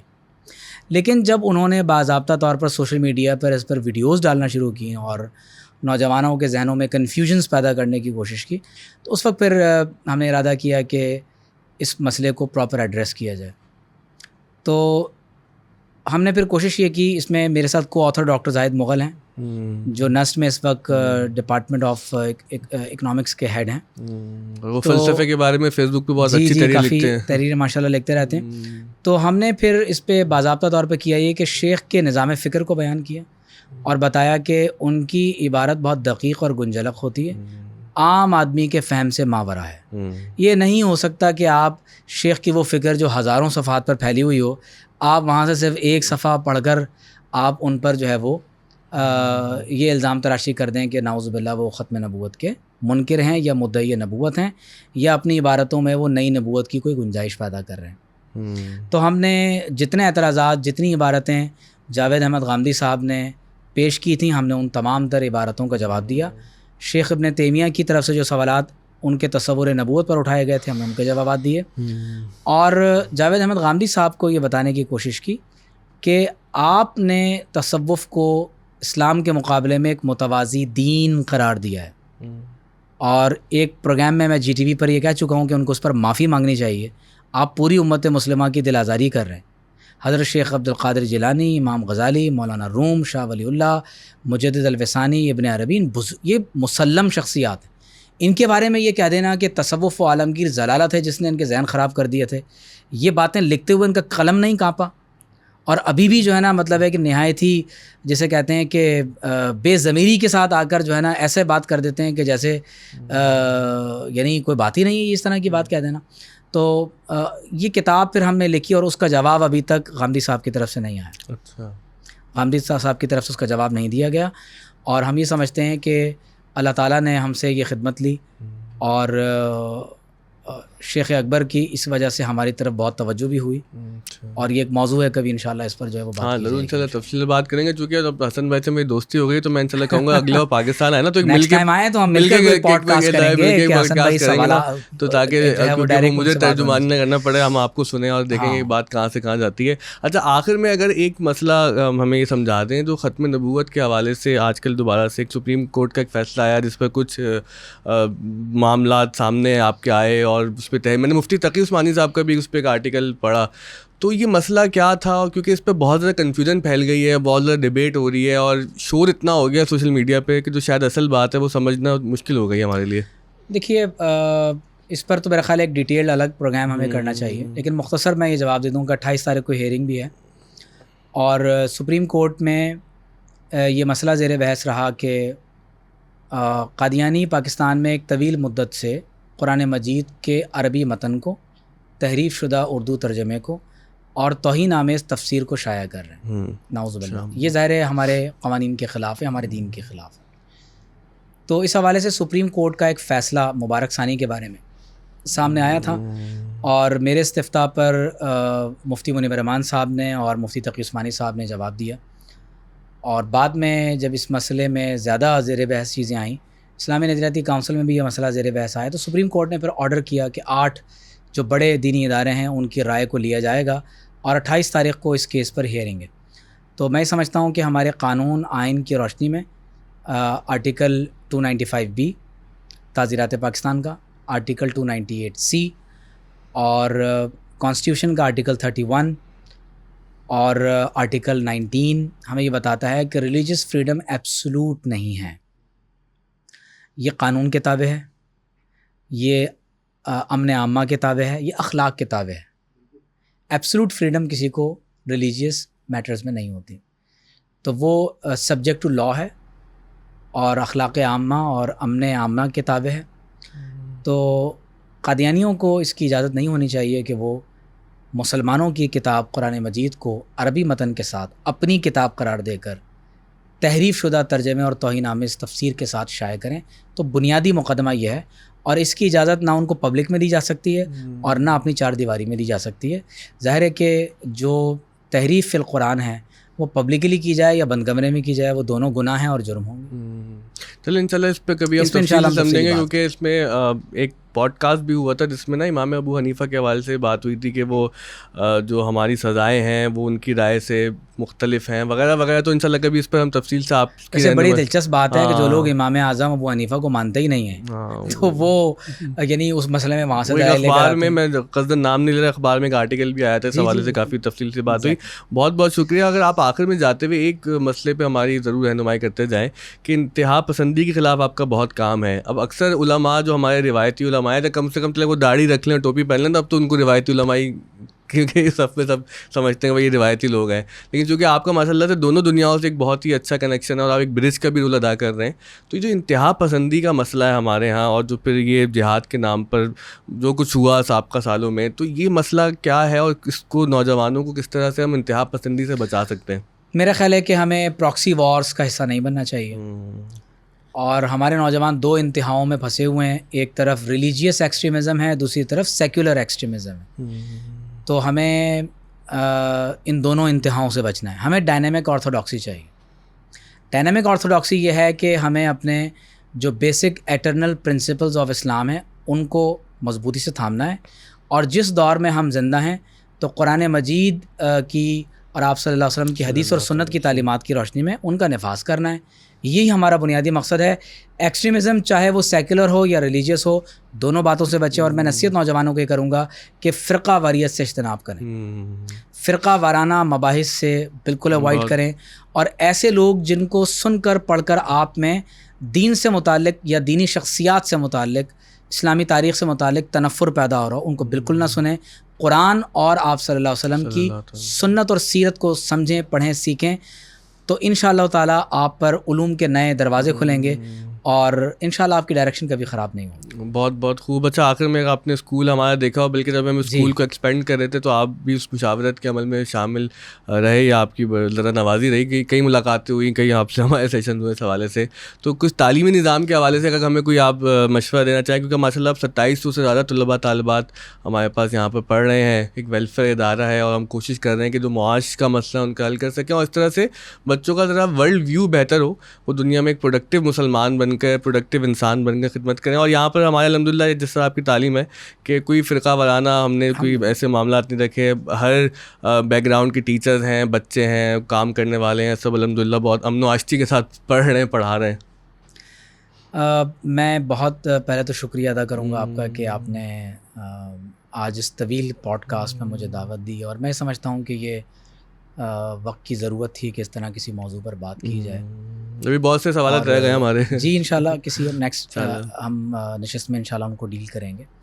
آف دا اسکول میں سمجھتا ہوں کہ آپ فرض کفایہ ادا کر رہے ہیں، اور یہ کام اگرچہ ریاست کو کرنے چاہیے کہ معاشرے کے وہ نوجوان کے جن کو عمومی طور پر مواقع نہیں مل پاتے، ایک بہت خوبصورت ماحول میں بہت عزت اور احترام کے ساتھ، کہ جہاں ان کی عزت نفس کو مجروح نہیں کیا جا رہا، جدید ترین تعلیم سے ان کو آراستہ کرنا، جدید ترین ایکوپمنٹ، میں نے کیونکہ یہاں بہت سارے آپ کی میں نے ایکٹیویٹیز کو دیکھا ہے، جدید ترین ایکوپمنٹ کے ساتھ ان کو ایجوکیٹ کرنا. تو میں یہ سمجھتا ہوں کہ یہ بہت بڑی خدمت ہے، اور میں امید کرتا ہوں کہ انشاءاللہ یہ سلسلہ 27,000 اور 27 لاکھ تک انشاءاللہ پہنچے گا، اور اس کی مزید برانچز بھی بنیں گی. یہ سلسلہ آگے انشاءاللہ ایکسپینڈ ہوگا. اور ضرورت ہے نجم بھائی لوگوں کو پوزیٹیو ایکٹیویٹی دینے کی. ہمارے نوجوانوں کے پاس اس وقت مثبت سرگرمی نہیں، بالکل تو خالی دماغ شیطان کا کارخانہ ہوتا ہے.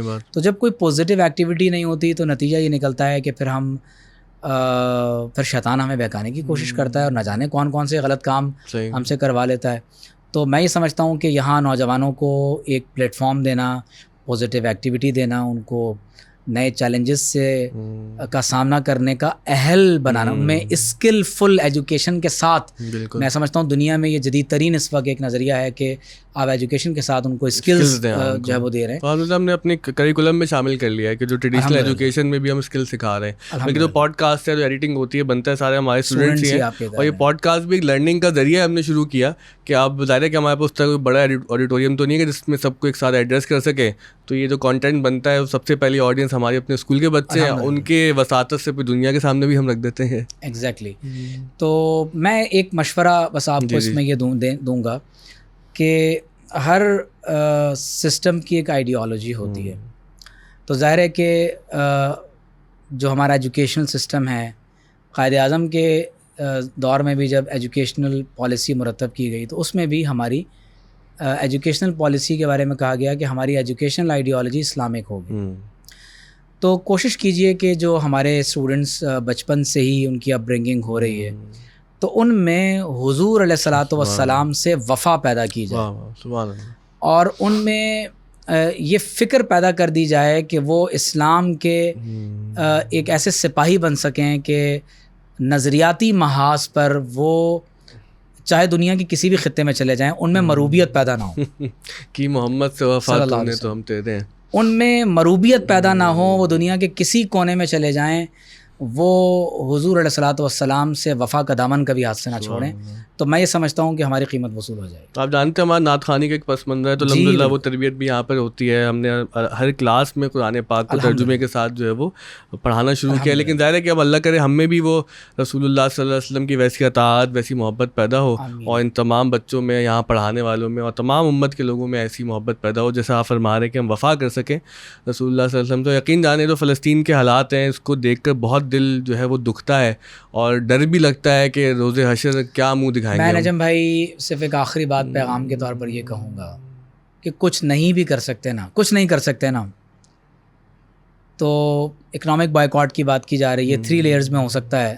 جو چیزیں ضرورت کی نہیں ہیں فوراً چھوڑ دیں، جن کا آلٹرنیٹ موجود ہے آلٹرنیٹ استعمال کریں، کوالٹی انہینس کریں، سپلائی چین بہتر کریں، اس کی قیمت افورڈیبل کر دیں. بالکل. اور جو چیزیں آج تک ہم نہیں بنا سکے ایجاد کرنے کی کوشش کریں.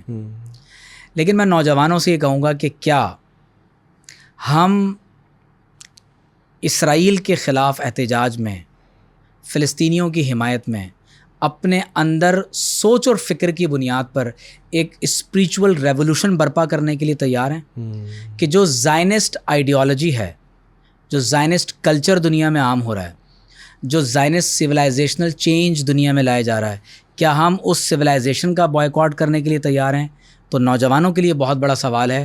اگر اس ڈائریکشن میں سوچیں گے تو زندگی تبدیل ہو سکتی ہے. بہت بہت شکریہ ڈاکٹر صاحب، بڑی اچھی بات کی ڈاکٹر صاحب نے کہ جو لوکل برانڈز ہیں ان کو بھی سپورٹ کریں، اور جس درجے میں بھی ہم فلسطین کے لوگوں کی مدد کر سکتے ہیں، جو جو لیجیٹیمیٹ ویز ہیں ان کا ضرور خیال کریں کہ جو اس ریاست نے جائز طریقے ہمارے لیے رکھے ہیں، مدد کے ہوں، امداد کے ہوں، مورل سپورٹ ہو. بس وہ یہ ہے کہ اللہ اس کے رسول صلی اللہ علیہ وسلم سے وفا کرتے ہوئے ان کو جو ہے آپ نبھائیں گے تو انشاءاللہ بالکل صحیح سیدھے راستے پہ رہیں گے. ایک دفعہ پھر بہت شکریہ ڈاکٹر صاحب. آپ نے کہا طویل پوڈ کاسٹ ہے، یقین جانے مجھے تو وقت کا پتہ بھی نہیں چلا کہ کتنا مجھے نہیں معلوم کتنا وقت ہو گیا ہے. بس انشاءاللہ جب ہم ایڈیٹنگ کریں گے تو اس میں معلوم ہوگا. اور آپ تمام آزاد کا شکریہ جنہوں نے پوڈ کاسٹ دیکھا. اگلے پوڈ کاسٹ میں انشاءاللہ پھر ایک نئے مہمان کے ساتھ ملاقات ہوگی. بہت شکریہ، اپنا خیال رکھیے گا.